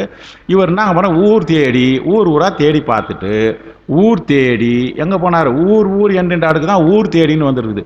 ஊர் ஊராக தேடி கடைசியில் எங்கே குறைந்தாராம், உம்பர் ஆம் தேவர். உம்பர் ஆம் என்றால் தேவர்கள் நிறைந்து வழிபாடு செய்கின்ற குறிப்பு கொடுக்குறாருங்க. ஒரு வர்ணதேவர் அம்பர் மாகாளத்தை குறிக்கின்ற பொழுது உம்பர் ஆம் என்கின்ற ஒரு குறிப்பிடும். இதெல்லாம் நம்ம தெரிஞ்சுக்க வேண்டிய விஷயம். உம்பர் என்றால் தேவர்கள், ஆம் என்றால் அங்கே வழிபாடு செய்கின்ற தேவர்கள், வழிபாடு செய்கின்ற அதாவது தேவர்கள் நிறைந்திருக்கின்ற இந்த உம்பர் ஆம் என்பது பதில் இந்த என்ன ஆர்னு சேர்த்துக்கணும். உம்பரார், உம்பர் ஆர் என்றால் உம்பர் தேவர்கள், ஆத்திருந்தால் நிறைய பேர் சேர்ந்து இருக்கின்ற அரவாரத்தோடு இருக்கின்ற தேவர்கள் நிறைந்து இருக்கின்ற அம்பர் மாகாளம். இப்போ அம்பர் மாகாளம் தான் இங்கே உம்பரார் அம்பர மாகாளா, அம்பர மாகாளான்னு தான் சொல்றாருங்க. அம்பர் மாகாளம் என்கின்ற தலத்திலே என்று ஊர் தேடி என்றுரைப்பான். ஊர் இந்த இடத்துல கடைசி அடியில் இருக்கிற என் ஊர் தேடி என்று இந்த கடைசி 3வது அடியில் கடைசியில் இருப்பார் அம்பலம் என்று ஊர் தேடி என்றால் இங்கே ஊர் தேடி என்று எனது ஊரை தேடி வந்தவனே, எனது ஊரை தேடி வந்தவனே என்று இவள் ஊரை அம்பர் மாகாளத்தை சொன்வாள். அம்பர் மாகாளத்தில் இந்த அம்மா தேடி வந்துட்டாங்க. இப்போ முதல்ல இது தலைவி சொல்கிறாங்க, இதை அதாவது செவிலித்தாய் சொல்கிறாங்க, இவன் என்ன பண்ணா உண்மையில் மைய கொண்டுட்டா ஊராக தேடி போனான். எல்லா இடத்தையும் தேடி தேடி தேடி பார்த்தாங்க. தேடி பார்த்துட்டு கடைசியில் என்ன பண்ணாங்க, அம்பர் மாகாளத்துக்கு வந்தாங்க. வந்துட்ட பிறகு அங்கே உன்னை பார்த்துட்டாங்க. பார்த்த உடனே என்ன சொன்னாலாம், என் ஊர் தேடி வந்தவனே, இந்த கடைசி அடியில் இருக்கிற ஊர் தேடி என்று என் ஊர் தேடி வந்து என்னை அங்கே மையல் செய்து விட்டு வந்தவனே. ஆக இந்த அம்மையார் பல தலங்களாக சென்று தேடி இருக்கிறார்கள். ஆனால் எங்கே அவருக்கு அந்த பெருமானுடைய திருக்காட்சி கிடைச்சுன்னா அம்பர் மாகாளத்தில் கிடைக்கிறது என்று உரைப்பாள். அம்பர் மாகாளத்தில் இருக்கிற பூர் அந்த பெருமான் வந்து அந்த இன்னும் அருமையான ஒரு அந்த சித்தனை ரொம்ப உலாவில் பார்த்தவன இவர் எங்கேருந்து வந்தவன் தேடி அந்த ஊரில் இருக்கிறாரா இந்த ஊரில் இருக்கிறாரான்னு போட்டு அவர் மீது மையல் கொண்டு தேடி தேடி கடிச்சு பிடிச்சிது அம்பர் மாகாளம். இப்போ நமக்கு என்ன சொல்கிறாருன்னா, இது வரைக்கும் பார்க்காதவங்க, இது வரைக்கும் யாரும் பார்த்துட்டவங்க இருக்கிறதுக்கு வாய்ப்பு இல்லை. நம்ம பார்த்துருப்போம், அவர் நம்ம பார்த்தா தான் பார்த்த மாதிரி கணக்கு இல்லையா? நாம் கோயிலுக்கு போனேன், சாமி பார்த்தியா, எங்கள் அப்பா தமாஷா கேட்பார், போனேடா போனோம், அங்கேருந்து இது வெடி வாரம் எல்லாம் இருந்தது, சாமி பார்த்தியாப்பா, சரி எல்லாம் பார்த்தியா, சரி அவர் உன்னை பார்த்தாரா, அத்தையாவும் பார்த்தான்.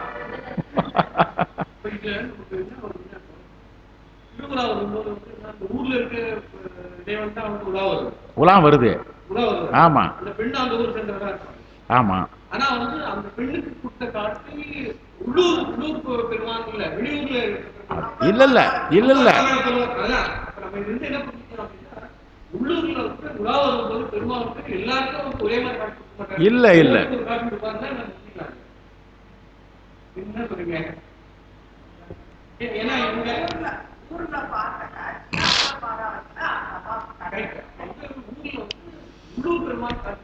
அப்படி வாங்க, அந்த ஊர்லேயே கூட இருக்கட்டும், வந்து பார்க்குறாங்க. பார்த்த உடனே அங்கே போய் பார்த்தாக்கா நம்ம ஒரு பார்த்த ஆள் இல்லையே, எங்கள் ஒன்றும் ஐக்கியம் ஆகலையே.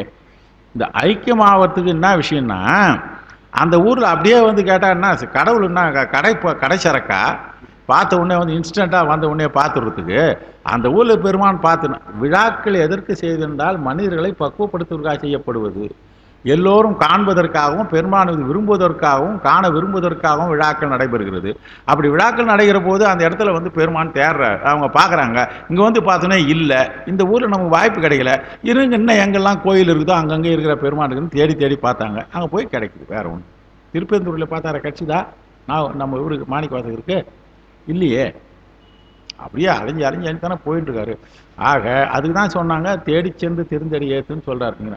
தலங்கள் இல்லைனாங்க தலங்கள். இப்போ இது பாருங்க, தல யாத்திரை செய்ய வேண்டியது ஒரு முக்கியத்துவம் கொடுக்குறாரு. எல்லா இடத்துக்கும் போப்பா, எங்கேயாவது ஒரு இடத்துல தான் அந்த இந்த அறிவு கொளுத்தப்படும் என்று சொல்லுவாங்க. அது எங்கேயாவது ஒரு இடத்துல ஒரு ஃப்ளாஷ் கிடைக்கும். சரி, எனக்கு என்னப்பா அங்கே போய் வந்தால் ஒரு மனசு மகிழ்ச்சியாக இருக்குன்னு எவ்வளோ பேர் நம்ம குடும்பங்களில் சொல்கிறாங்க. அதெல்லாம் நம்ம என்ன பார்த்துருக்குறோம். இப்போ எனக்கு நாங்கள் கூட எல்லாம் போகிறோம். சில நேரங்களிலே பெருமானுடைய திருவுருள் தோயப்பெரும் எங்களுக்கு திருக்கழுக்குன்றத்திலே அப்படியே சும்மா கையில் நின்று காடுற மாதிரி சில இடங்களில் ஒரு காட்சி கொடுத்துருக்காங்க எங்களுக்கு. அந்த மாதிரி ஒரு இடத்துல திருக்கழுக்குன்றம் போகிறோம், சாயந்தரம் பெருமானை வழிபாடு பண்ணிட்டோம், அம்பாள் சன்னதிக்கு போகிறோம். திருக்கழுக்குன்றம் அம்பாள் வந்து ரொம்ப அற்புதமாக இருக்கும். குறைந்த ஒப்பனையில் பார்க்கணும் அந்த அம்மாவை. போகிறோம், அங்கே ஒரு வயசானவர் எங்கள் அப்பா மாதிரியே இருக்கிறார், வயசானவர் பெரியவர் வராரு. சாமிக்கு பூலாம் கொஞ்சம் நேரம் போட்டு வரும், இவளுக்கு பூ தான் ரொம்ப பிரியம், பூ கொஞ்சம் இருந்தால் வாங்கின்னு வாங்கலன்னு சொல்கிறாரு. எப்படி இருக்கும் மனசு அந்நாட்டுக்கு? ரொம்ப வயசானவர், இதெல்லாம் முடிச்சுட்டு அபிஷேகம்லாம் முடிச்சுட்டாரு, ஆடையெல்லாம் அணிவிச்சிட்டாரு. அம்பாளுக்கு பூன்னா ரொம்ப பிரியம், பூ வாங்கியாந்து கொடுத்துட்டாக்கா பூ கொஞ்சம் இருந்தால் வாங்கின்னு வாங்கலான்றாரு. நான் பாதி தொலைவு போயிடுறேன். அப்புறம் என்ன பண்ணால் இவங்கள தான் அனுப்பிச்சேன், நீங்கள் மட்டும் போனே தான் வெளியில் போய் அவங்ககிட்ட எவ்வளோ பூ இருக்குதோ மல்லிப்பூ எவ்வளோ இருக்குதான்னு பார்த்தா அப்போ ஒரு 100 ரூபாய் என்னமோ கொடுத்து அனுப்பிச்சேன். இது ஒரு 11 வருஷத்துக்கு முன்னாடி பூ அப்படியே கொடுத்தோம்னா அவங்க வாங்கியாந்தாங்க. அதை பாட்டு இந்த அம்பாளுக்கு பூன்னா ரொம்ப பிரியும் சார். இந்த செய்தி வந்து எல்லா இடங்களையும் எல்லாம் கிடைக்கல சார். இப்போ கூட திருக்கழுக்குன்றம் போனோம்னாக்கா நீங்கள் என்னைக்கு போகணும்னு சொல்லிவிடுங்க, முன்னாலே நான் பூ வாங்கியாந்து கட்டி எடுத்துன்னு தான் போனோம் அந்த அம்பாளுக்கு சாப்பிட்டு. இது இது எந்த இடத்துல நம்ம பெருமான் வந்து ஒரு யார் மூலமாக சொல்கிறாரு, இது மாதிரி ஆட்கொள்ளுகின்ற இடங்கள் ஒவ்வொரு இடத்துலையும் ஒவ்வொருக்கு இருக்கும். அது அவங்களுக்கு விருப்ப தெய்வமாக இருக்கும்ன்றது ஒரு செய்தியை இவர் சொல்கிறாரு. அம்பர் மாகாணத்தில் இருக்கு. இப்போ நமக்கெல்லாம் வந்து நீங்கள் எல்லா கோயிலையும் போய் கும்பிட்டுனா இருக்கணும், எங்கேயாவது ஒரு இடத்துல நமக்கு அந்த ஃப்ளாஷ் கிடைக்கும்னு. அதுக்கப்புறம் தான் நாங்கள் அந்த புஷ்ப தோண்டியே ஆரம்பித்தோம். கோயிலுக்கு போய் பூ தினமும் பூ எடுத்து போனோம். கோயிலுக்கு போகிற பூ இல்லாத போகக்கூடாதுன்றதுனால பூக்கடை சத்திரமாக போய் தேடி பிடிச்சி வீட்டில் இருக்கிறதுக்கெல்லாம் அன்றழுத்த மலையில் தான். வீட்டில் பெரும்பாலும் கடையில் வாங்குற பூ வைக்கிறதில்ல. எப்படியாவது ஒரு 4 பூவாவது வரும். இப்போ கொஞ்சம் ஓரளவு நிறைய இப்போ கிடைக்குது. அதுக்குன்னே ஒரு தனியாக ஒரு 4-5 செடி வச்சுருக்குறோம். எதுக்கு சொல்ல வரேன்னாக்கா, பெருமானுக்கு பூவார் மலர் கொண்டு அடியார் தொழுவார். நம்மளாம் அடியாருக்கெல்லாம் கிடைச்சது பூ தான். பூவும் நீரும் தான் பெருமானுக்கு. அது எதுக்கு சொல்ல வரேன்னா, ஆக எந்த இடத்துல போனாலும் பெருமானுடைய திருவருள் கேட்கும். முதல்ல இங்கே இருக்கிற உள்ளூரில் பெருமான் என்ன பண்ணால் அந்த ஆர்வத்தை தூண்டுவது இல்லையா, ஆர்வத்தை தூண்டுகிறது. இன்னும் நீங்கள் இப்போ அதில் எல்லாம் பார்த்தீங்கன்னாக்கா, இவர் எந்த ஊர், இது எங்கே இருக்கிறாரு அப்படின்லாம் அந்த அம்மா கேட்பாங்க. அது வீட்டில் இருக்கவங்களாம் சொல்லுவாங்க. இப்போ வந்தீங்களா, வீதியில் வந்தோமே பார்த்தாரு, அவரை பார்த்துமா இருக்குன்னு சொல்லிட்டு உலா பிரபந்தத்தில் நீங்கள் படித்து பார்த்தீங்கன்னா ரொம்ப தெளிவாக இருக்கும்.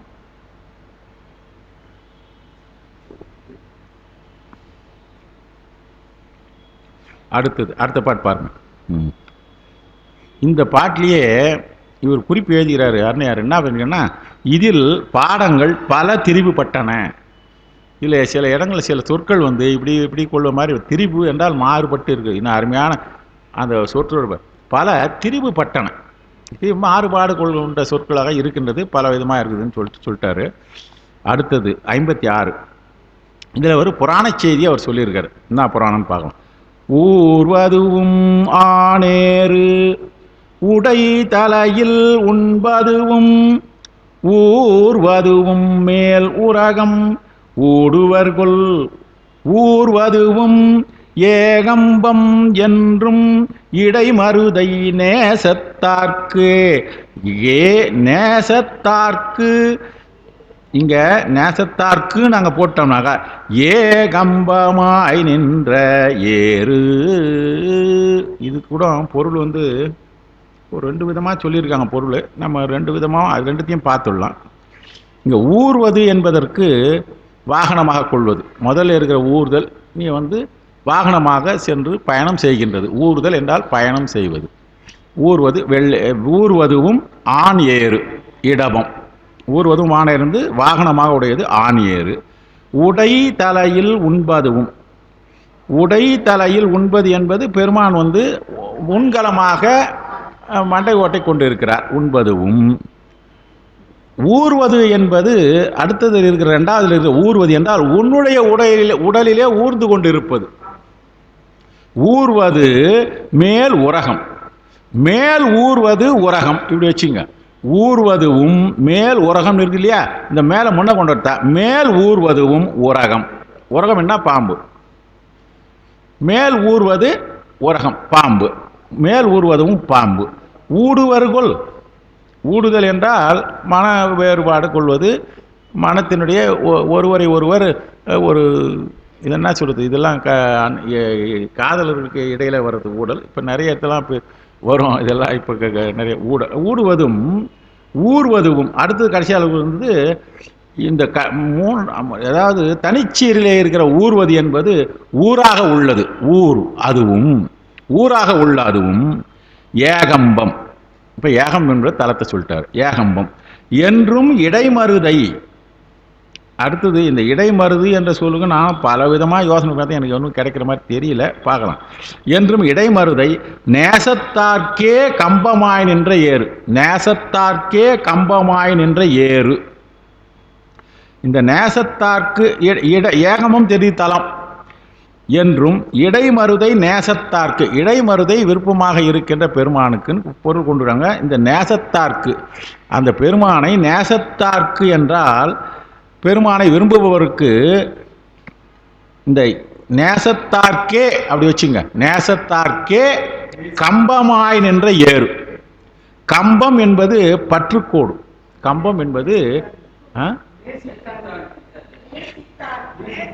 நேசித்தார் இருக்குதா, ஆனால் இங்கே வந்து நேசத்தார்னு இருக்குது. சரி, நேசமா நேசித்தாரோ. நேசம் என்றால் விரும்புபவர்கள், பற்றுக்கோடு கொண்டவர்கள். நேசித்தார் நேசத்தார் எப்படி வச்சு அது பக்தவசல் புக்கில் அப்படி இருக்குது. உங்களதுல நேசித்தார் இருக்குதா? சரி, அது நேசித்தார்க்கு, நேசித்தார்க்கே. ஆமாம், பெருமானை எவர் நேசித்தல், நேசம் என்பதுக்கு ஏறக்குறைய சமமான ஒரே பொருளாக இருக்கலாம். நேசத்தார்க்கே, நேசித்தார்க்கே. நேசித்தார்க்கே யாருக்கு? யார் பெருமானை உணர்வோடு நேசிக்கின்றார்களோ, பற்றுக்கோடு கொண்டு இருக்கிறார்களோ, சிக்கன பிடிக்கிறார்களோ, அவருக்கு கம்பமாய் நின்ற ஏறு. பற்றுக்கோடுன்னு அர்த்தம். கம்பம் என்றால் பற்றுக்கோடாக. பெருமான் பற்றுக்கோடாக இருக்கிறானா, பற்றி கொள்வதற்கு தேவையான அதான் பர்டிகுலர் சொல்ல போகிறேன். பற்றிக்கோடுனா தூண் தான், பற்றுக்கோடாக இருக்கு கம்பம், தூண் இல்லையா? நின்ற ஏறு. இந்த ஏறு என்பதற்கு ஒரு அன்னையார் என்ன பண்ணுறாரு, ஏறு என்பதற்கு ஆண் சிங்கம் சொன்னார், நரசிங்கம்னு சொல்கிறார். ஆண் சிங்கம் என்பதும் ஒரு நரசிங்கம். இந்த நரசிங்கம் ஆண் சிங்கம் என்று சொல்லி அவர் என்ன பண்ணுறாரு, இவ்வாறு மிகவும் எளிமையாக காணப்படுபவர்களுக்கு என்பது இந்த நேசத்தார்க்கு என்றால் இவ்வாறு மிக எளிமையாக காணப்படுபவர்களுக்கு என அவரது ஆற்றல், பெருமானுடைய ஆற்றலை குறிச்சுது. அவர் ஏறு போன்றவர். அவர் எப்படி இருந்தாராம், அவர் சிவபெருமான் அந்த நரசிங்கமாக நின்றார் இல்லையா? இந்த நரசிங்கம்னு கொண்டாண்டார். இந்த ஏறு என்பது நரசிங்கம்னு கொண்டாந்துட்டு திருமால் நரசிங்க அவதாரம் செய்கிற பொழுது அவர் யாராலும் அடக்க முடியவில்லை. கடைசியில் எங்கே போய் சாந்த நரசிம்மராக எங்கே போனாலும் அகோபிலம் போகிறவங்களுக்கு தெரியும். அகோபிலம் போயிட்டு நவ நரசிம்மரையும் தரிசனம் பண்ணுறதுக்கு ஒரு வாய்ப்பு கிடைச்சிது. 92 தான். 9 நரசிம்மரம் பார்க்கணும், ரொம்ப 2 நாள் தலம். அது உள்ளே போய் மேலே ஏறி பார்க்கறதுக்கு கஷ்டமான ஒரு இது. அது ஒரு வேகத்தில் அப்போ போயிட்டோம். இப்போ மறுபடியும் போனோம், 2 முறை போனோம்.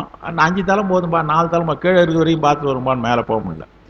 எது சொல்லுவார்னா, அந்த இடத்துல மேலே கடைசியில் போய் லக்ஷ்மி வந்து அந்த இடத்துல அவர் வந்து அகோரமாக இருக்கிறதுனா ரொம்ப உச்சியில் கொண்டு போய் ஒரு இடத்துல காமிச்சாங்க. ஆமாம், உக்ர நரசிம்மர். அந்த நரசிங்கமா என்ற ஏறு அவரை வந்து பெருமான் சரபமாக நின்று சாந்தப்படுத்தினார், அவரை அடக்கினார் என்பது புராண செய்தி. அதனால தான் இதில் புராண செய்தி வருகிறது என்று நான் சொல்லியிருக்கார். இந்த புராண செய்தியாக இருக்குது. நரசிங்கமா அதுதான் சொல்றது, கம்பமாய் நின்ற ஏறு என்பதனால ஆண் சிங்கம் என்றாக, ஆண் சிங்கமாக இருந்த பெருமான் என்று ஒரு குறிப்பு சொல்கிறாரு. அடுத்தது இங்கே இடைமருதுன்னு ஒன்று இருக்குது இல்லையா? இதை பற்றி அவர் ஒன்றுமே சொல்ல அருணையார். நான் திருப்பி இன்னைக்கு கூட ஒரு வாட்டி எடுத்து பார்த்தேன். எதனா ஒரு குறிப்பு கிடைக்குமான்னு தேடி பார்த்தேன். சரியா தேடலையோன்றது ஒரு பயம். அது ஒன்றும் கொடுக்கல.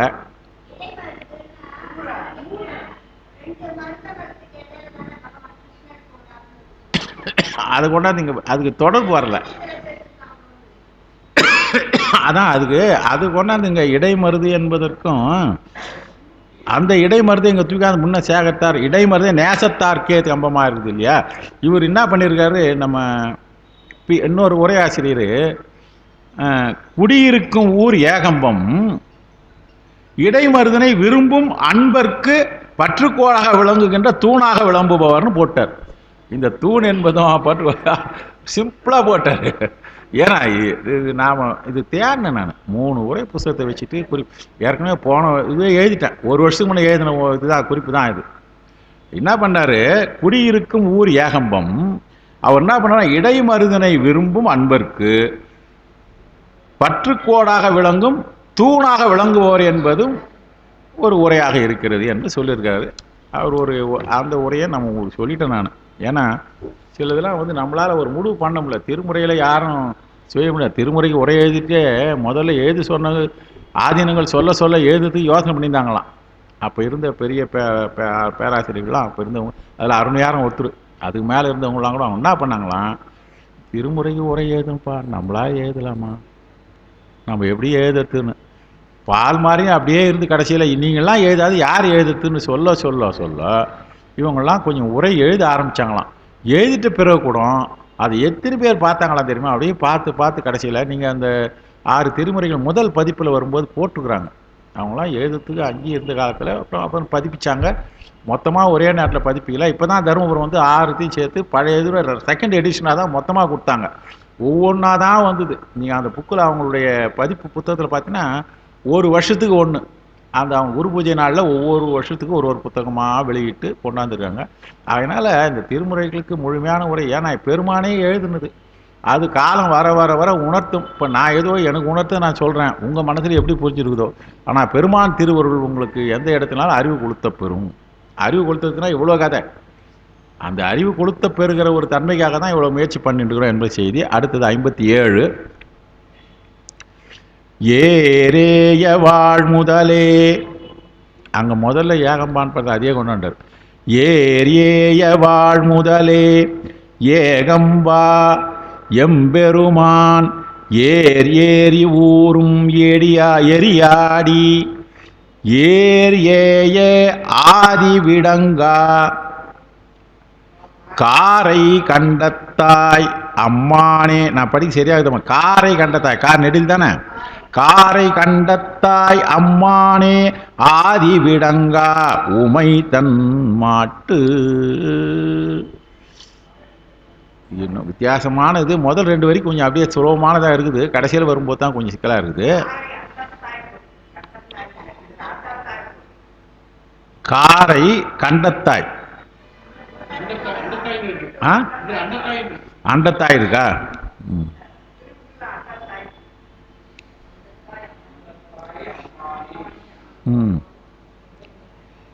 கண்டம் தான் கரெக்டு இங்கே. ஏன்னா காரை என்பது கரை உடையது, கண்டம் என்பது கழுத்தை குறிப்பது. ஆமாம், இது ஆதி விடங்கா. அப்புறம் ஆதி விடங்கா என்றால் அதாவது ஒளிப்படாதது தான் ஆதி விடங்கா, அது சொல்ல போகிறோம். அதனால் ஆதி விடங்கா வேற, கண்டம் என்பது கண்டம் தான் வருது, கரை கண்டத்தாய். அது பக்தவச்சலம் புக்கினுடைய ஜெராக்ஸ் தான் உங்களுக்கு கொடுத்துருக்குறேன். வேறு யாருன்னா வேறு நூல் யாராவது இருந்தால் பதிப்பு இருந்தால் பாருங்கள். உங்களுக்கு என்ன இருக்குது சார்? அதுலேயும் அண்டத்தாயின்னு இருக்கா? அது என்ன அண்டம் பொருள் போட்டிருக்காங்களா? போடல. சரி, பார்க்கலாம். நான் இந்த பொருள் சொல்லினே வரேன், சரியாக வருதான்னு பார்க்கலாம் சார். ஆஹா, பார்க்கலாம். இப்போ அடுத்து அந்த காரை பொருள் சொல்கிற போது அது சரியாக வருதான்னு பார்க்கலாம். இருக்கலாம், பார்ப்போம். ஏறு ஏய முதல் அடி பாருங்க. ஏறு ஏய, ஏறு ஏய தேவர்களின் ஆண் சிங்கம் போல வாழ்கின்ற முதலே. இந்த ஆண் சிங்கத்தை எப்படி கொண்டாட்டார் பார்த்தீங்களா? தேவர்களின் ஆண் சிங்கம் போல வாழ்கின்ற முதலே. ஏய என்றால் போல, போல நிகர அன்ன இன்ன மான கடுப்ப ஏய அதெல்லாம் போல. தேவர்களுடைய ஆண் சிங்கம் போல வாழ்கின்ற முதலே, வாழ் முதலே. ஆக ஆண் சிங்கம் தான் ஏறு. ஏய என்றால் தேவர்களுக்கு ஆண் சிங்கம் போல இருக்கிறாரு முதலே. அடுத்தது இந்த தனிச்சீரில் இருக்கிற ஏரி ஏன்னு இருக்குது பார்த்தீங்களா? ஏர் ஏரி என்பது அடுத்தது ஏரி ஏரின்னு இருக்குது இல்லை? அது நம்ம சாதாரண தெரியுதுன்னா, ஏறு என்றால் இடபம், ஏரி ஏரி இடபத்தில் ஏறுபவனே. அதில் தான் ஏறி ஊறுதல் என்றால் பயணம் செய்கின்றவனே. ஏர் ஏறி ஊரும் எரியாடி, எரியாடியும் பொருள் நல்லா தெரியும். அதாவது சுடுகாட்டில் ஆடுகின்ற பெருமான் எரியாடி. அடுத்தது தனிச்சீரில் இருக்கிற ஏர் ஏய என்பதற்கு உணர்வு பொருந்த ஏறு ஏ தனிச்சேர் ஏறு ஏய. அதாவது ஏறு என்றால் உயர்வுன்னு ஒரு அர்த்தம். ஏறு ஏற்றம், சிறப்பு, உயர்வு. ஏறு என்பது உயர்வு, உயர்வு பொருந்தும்படியாக அர்த்தம். ஏறு ஏய உயர்வு பொருந்தும்படியாக, உயர்வு பொருந்தும்படியாக. அடுத்தது ஏரேய ஆதி விடங்கா என்றால் ஆதி என்பது முதற்கண், முதற்கண் தோன்றியது, உருவமாக யாரும் தோன்ற செய்யாதது, ஆதியிலே தோன்றியவனே ஆதி விடங்கா. காரை கண்டத்தாய், விடம் காரை கண்டத்தாய் என்பது, காரை என்பது இந்த இல்லை சொல்கிற மாதிரி, காரை என்பது கழுத்தணியை குறிப்பிற ஒரு பொருள். ஒரு அணிகலனுக்கு கழுத்து அணிகலனை குறிக்கின்ற ஒரு பொருள் காரை. இங்கே இதில் அதாவது நிகண்டில் பார்த்தீங்கன்னாக்கா இருக்கும், காரை என்பது கழுத்தணி. அது பெருமானுக்கு கழுத்தணியாக இருப்பது எதுனாக்கா கரையிலே இருக்கிற கண்டத்தை குறைக்கிறது.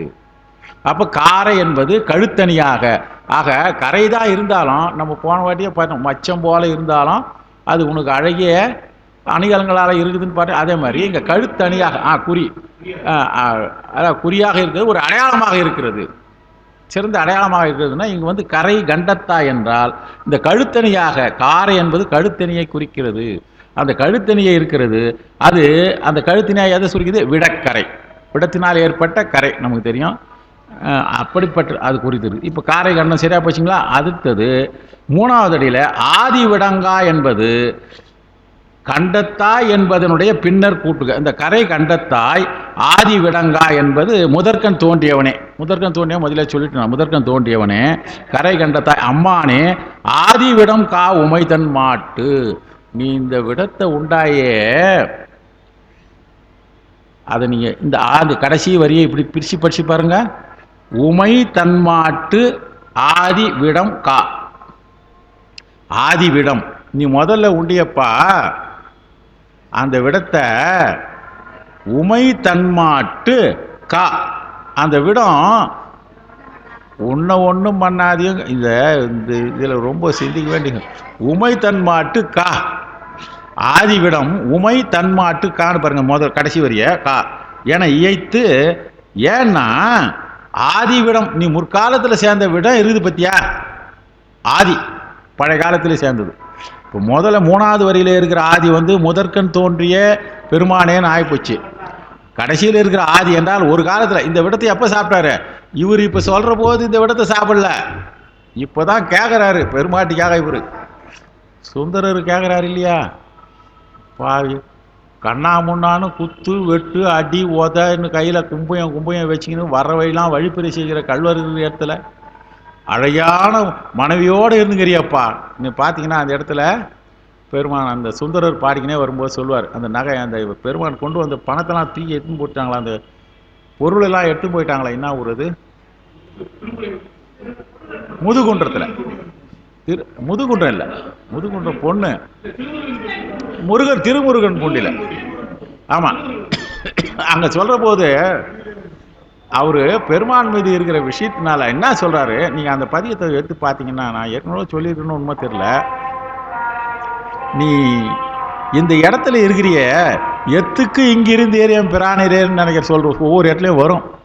அது ஒரு இடத்துல சொல்றாரு, நீ ஓடி போறதுக்கு உனக்குலாம் உங்ககிட்ட எருது இருக்குது இல்லையா, உங்ககிட்ட எருது இருக்குது இல்லையா, அந்த எருது நல்லா தானே இருக்குது, கால் ஒடிஞ்சி போவா தானே இருக்குது, அது மேலே ஏறி நேராக போவாத எங்க ஏன் உட்காந்துங்கிற பாருங்க. அந்த பதியத்தை எடுத்து படிச்சு பாருங்க.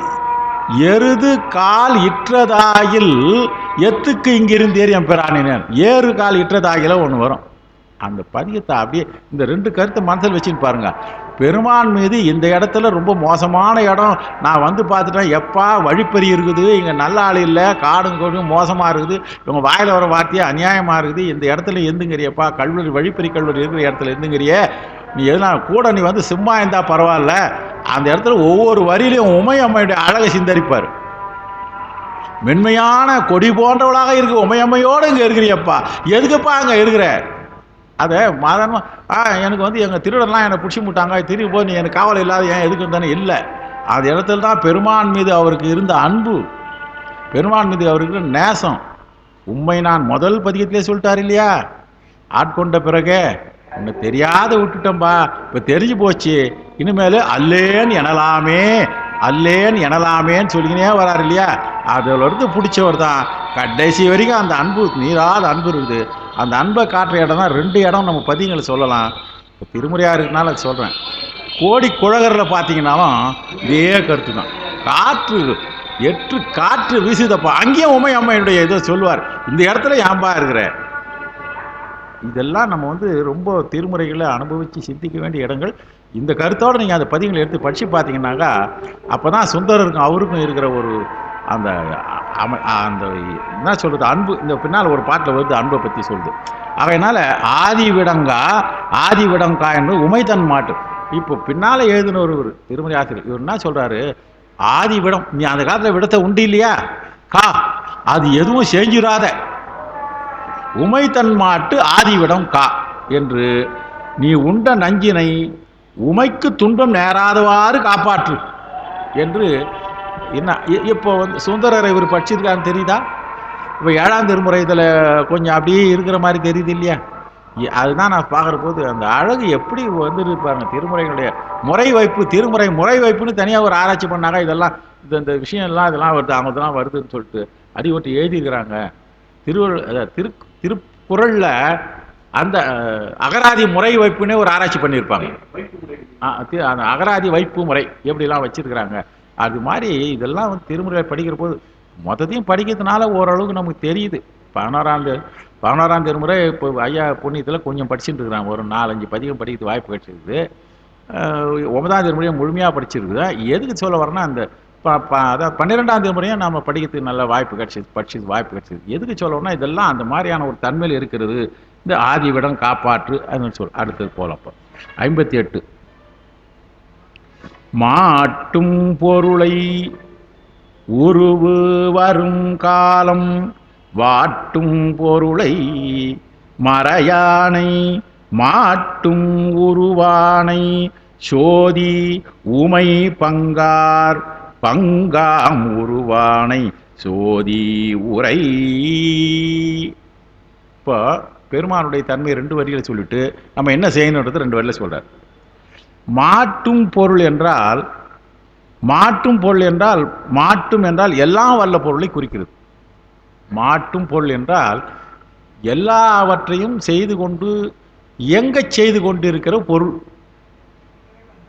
யார் மூலமாக செய்து, அதுதான் மாட்டும் பொருளை. அது என்ன மாட்டுதுன்னா, எப்படி மாட்டுதுன்னு பாருங்க. உருவு வரும் காலம். உருவு என்றால் பிறப்பு. பிறப்பு வருகின்ற காலத்திலே மாட்டும் பொருளை. இந்த பிறப்பு வருகின்ற பொருள் போது இருந்து இந்த முதல்ல வந்து இருக்கிற மாட்டும் பொருள் வந்து எல்லாம் வல்ல பொருள். உலகத்திலே இருக்கின்ற, முதல்ல சொன்னோம் இல்லையா, உலகு என்பதனால மனிதர் தேவர் நரர் என்ற சகல உலகங்களிலே இருக்கிற பொருள்களுக்கெல்லாம் உள்ளே இருந்து பெருமான் இருக்கு இல்லையா, அந்த பெருமான் எல்லாவற்றிலும் இருந்து உயர்ந்தவராக இருக்கிற பெருமான். இன்னொன்று, மாடு என்றாலே செல்வம். மாடாக இருப்பது, மாடு என்பது நம்ம சாதாரண மாடு என்பது செல்வம். அந்த செல்வமாக இருந்து கொண்டு எல்லா விதமான பொருளாக இருக்கிறது. செல்வத்திலே சிறந்தது செவி சொல்லணும்னு உலகியலுக்கு சொல்லுவோம்.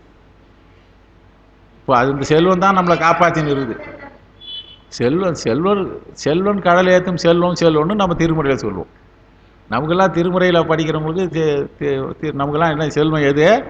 செல்வன் கடல் ஏற்றும் செல்வம் என்பது பெருமானுடைய திருவுருளை பெறுவதற்காக நாம் வழிபாடு செய்வது தான் நம்ம சிறந்த செல்வம்.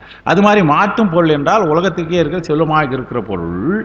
உருவு வருங்காலம் மாட்டும் பொருள். இங்கே வாட்டும் பொருள் இல்லை, அங்கேயே மாவை போட்டு மகர போட்டு தான் வச்சுக்கணும். உருவு வருங்காலம் என்கின்ற பொழுது அந்த பிறப்பிலேயே சேர்க்கும் பொருளாம். இந்த பிறவியிலே, இந்த உருவத்திலே, இந்த உயிரானது இந்த தாயினுடைய வயிற்றிலே இந்த உயிரானது இந்த உடலை பிறகு போது இதில் எந்த உயிர் தான் போய் கனெக்ஷன் வரணும்னு சொல்லிட்டு மாட்டும் பொருள் 2வது வரியில். ஆமாம், அந்த உயிரிலே இருக்கின்ற அந்த பிறப்பிலே சேர்த்தல். மாட்டுதல்னா சேர்த்தல், மாட்டும் பொருள். அடுத்தது மறையானை. மறையான் என்பது நம்ம வேதங்களுக்கு தலைவனாக இருக்கின்ற தலைவனை. வேதங்களால் புகழப்படுபவன், வேதங்களையும் விரித்து ஓதியவன், வேதங்களாகவே இருப்பவன், வேத காரணம்னு சொல்லுவாங்க. வேதங்களால் புகழப்படுவனும் அவர் தான் இருக்கிறாங்க. இந்த மறையை சொல்கிற போது வள்ளலாரில் மறையை போட்டார்னாக்கா அவர் 2 இருக்குது அவரதுல. ஒன்று, இந்த முற்றோதல் பண்ணுவது எதுனாக்கா 1.5 மணி நேரத்தில் படிக்கக்கூடியது திருவடி புகழ்ச்சி சின்னது, அதுக்கு மேலே ஒன்று இருக்கும், அருட்பெருஞ்சோதி அகவல் இருக்குது. இந்த 2லையுமே இந்த பெருமானுக்கும் வேதத்துக்கும் இருக்கிற ஒரு தொடர்பு நல்லா சொல்கிறோம். மறை துதிக்கும் பதம், மறை பாதுகைக்கும் பதம், மறைமுடி மணிப்பதம், மறைக்கும் எட்டாப்பதம், மறைப்பறி உகைக்கும் பதம், மறையவன் செய்ய உலகம் ஆக்கின்ற அதிகார வாழ்வை இருந்திருப்படும் இரும் பதம் சொல்லிட்டு அந்த பதம் எடுத்தானா அது பாட்டு சொல்லினே வருவார். அதை அந்த திருவடி புகழ்ச்சி தான் நான் சொன்னது. அந்த மாதிரி அந்த மறைக்கும் இவருக்கும் பெருமானுக்குன்னா மறையானை. மாட்டும் உருவானை. இந்த மாட்டும் என்றால் மாட்டுனாக சொல்கிறேன் இல்லை, இது மாட்டு தான் போட்டிருக்குது. இந்த இடத்துலையும் வா தான் வரணும். இதே 2வது வரியிலேயே இருக்கிற வாவுக்கே மா தான் கொடுத்துருக்காரு. உயிரோடு சேர்க்கின்றன்னு அர்த்தம். வாட்டும் இந்த மா தான் போட்டு கொடுத்துருக்கிறாரு. நான் அந்த பிராக்கெட்டில் போட்டு வச்சிருக்கிறேன். மறையானை. அது கடைசியில் மாட்டும் என்றால் மாட்டுதல்னா தீ மாட்டுதல்னு அர்த்தம். உருவாக்குதல். பழைய காலத்தில் தீ கடைக்கோலை வைத்து கற்களை வைத்து தீயை உருவாக்கணும் இல்லையா, தீ கடைக்கோல்னே ஒன்று இருக்குது. அந்த கல்லினால் இருக்கிற போது அந்த ரஃப் இதில் இருக்கிற போது பார்த்தாக்கா தேய்க்க தருனாக்கா அது தீயை கடைந்து உருவாக்குற தீ கடைக்கோள். அந்தனர்கள்லாம் வந்து பல யாகத்தை உருவாக்கின்ற போது யாகத்தீயை செய்கிற போது எங்கேயோ போய் அந்த கிராமத்தில் எல்லாம் ஒரு இடத்துல போய் எல்லாம் மோனம் சேர்ந்து அந்த தீயை உருவாக்குவாங்களாம். அந்த மந்திரம் சொன்னால் தீ உருவாகுமா அப்போ. அதனால் தீ மாட்டும் கோல். நெருப்பை வளர்த்தல், மாற்றுதல் என்றால் நெருப்பை வளர்த்தல். உருவானை, அந்த வளர்க்கின்ற நெருப்பிலே உருவாக இருக்கின்றவன் பெருமான். யாகத்தீயிலே நம்ம சைவர்கள் செய்கிற யாகத்திலே ஜோதியாக இருக்கிற பெருமான் தான் இது. இப்போ நம்ம மற்ற யாகங்கள்லாம் என்ன வேலி, அந்த வேலியெலாம் என்னன்னாக்கா அங்கே வந்து அந்தனர் வந்து கொடுக்குற போது அவர் வந்து இந்த இவங்க கொடுக்குற ஆகுதியை வாங்கி போகிற பொருளான்னு நினைக்கிறாங்க அந்த தீயை. ஆனால் அது அக்னி தேவனாக வச்சுடுறாங்க அதை. ஆனால் நம்மதில் வந்து யாகத்தீயிலே மாற்றுதல் என்றால் தீ வளர்க்கின்ற பொருளாக இருப்பன் என்றால் அந்தணர்கள் வளர்க்கின்ற தீயிலே இருந்து சோதியாகவும் சுடராகவும் இருக்கின்ற எம்பெருமான். கற்றாங்கு எரி ஓம்பி கலியை வாராமே செற்றார் என்ற இடத்துல வரும்போது அந்த எரி ஓம்பி என்கின்ற போது சிவவேள்வி. இந்த பெரியோம்பி உருவானை சோதி உமை பங்கார் பங்காய். சோதி உமை என்பதுக்கு நல்லா தெரியும். சோதி உமை என்பது சோதி என்பதுக்கு அழகுன்னு ஒரு பொருள் இருக்குது.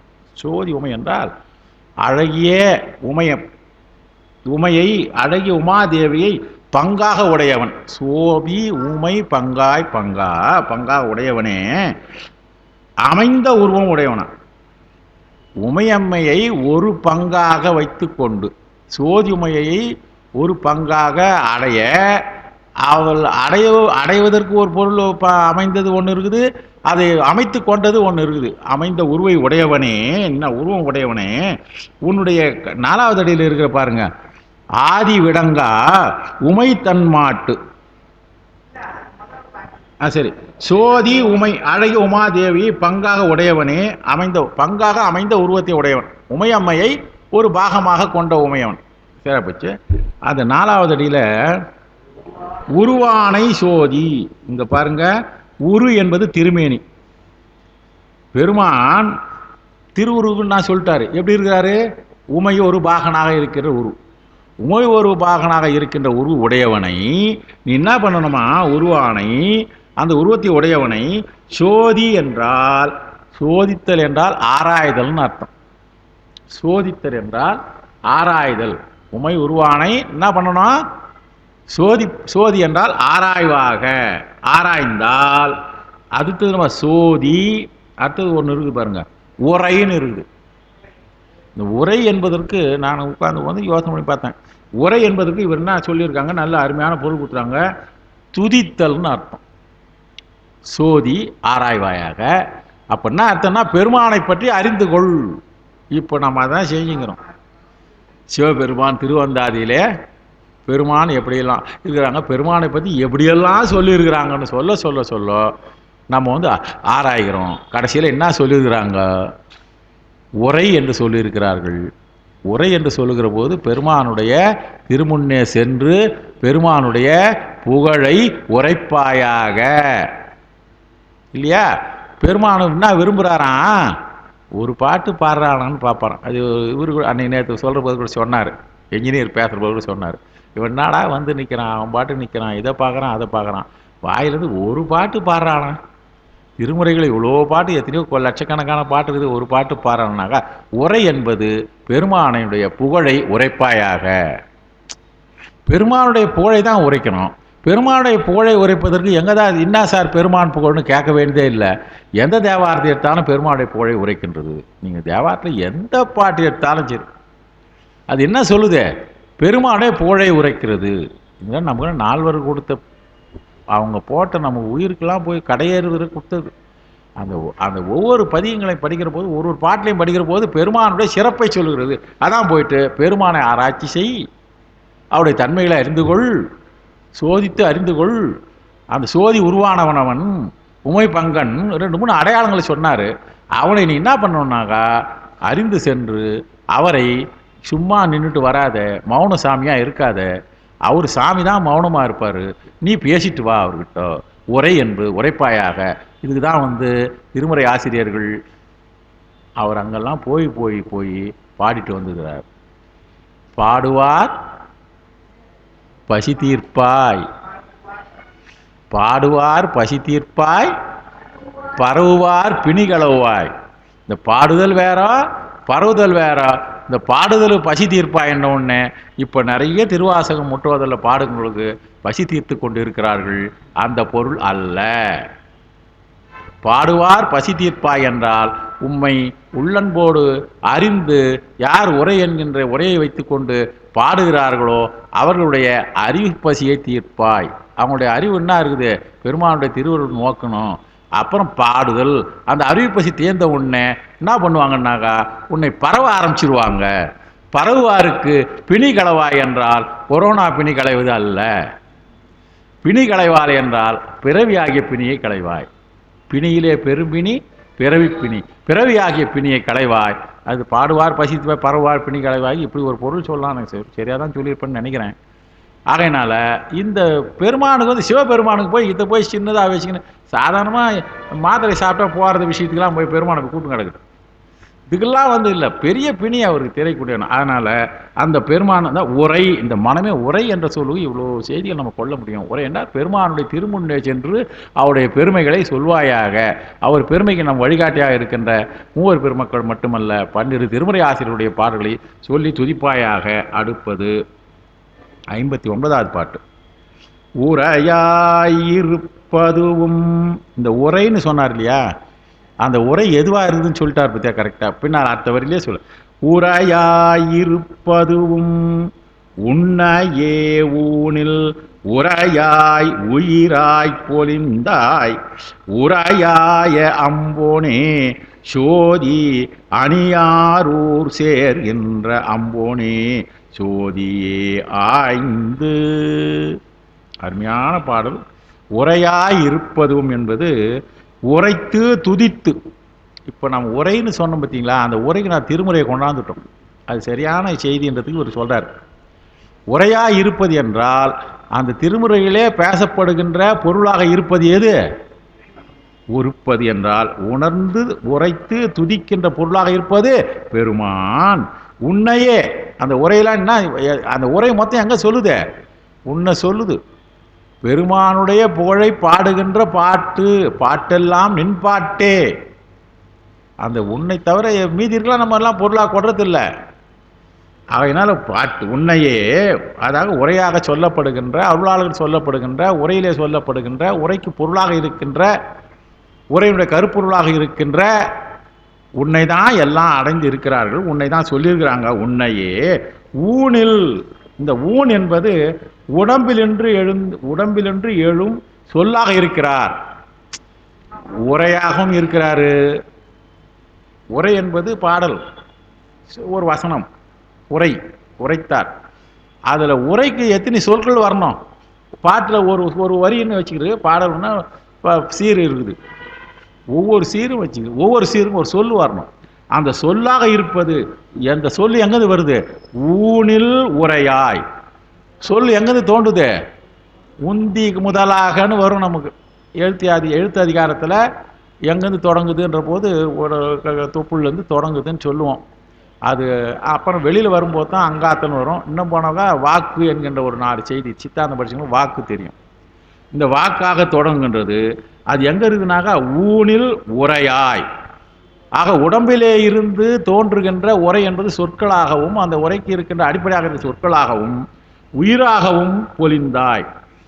உயிர் வழி துறப்பான்னு வரும். ஒரு எழுத்து உருவாவதற்கு உயிர் காற்று என்று சொல்லுகின்ற அந்த உயிர் காற்று இல்லைன்னாக்கா எழுத்து வெளியில் வராதுங்க.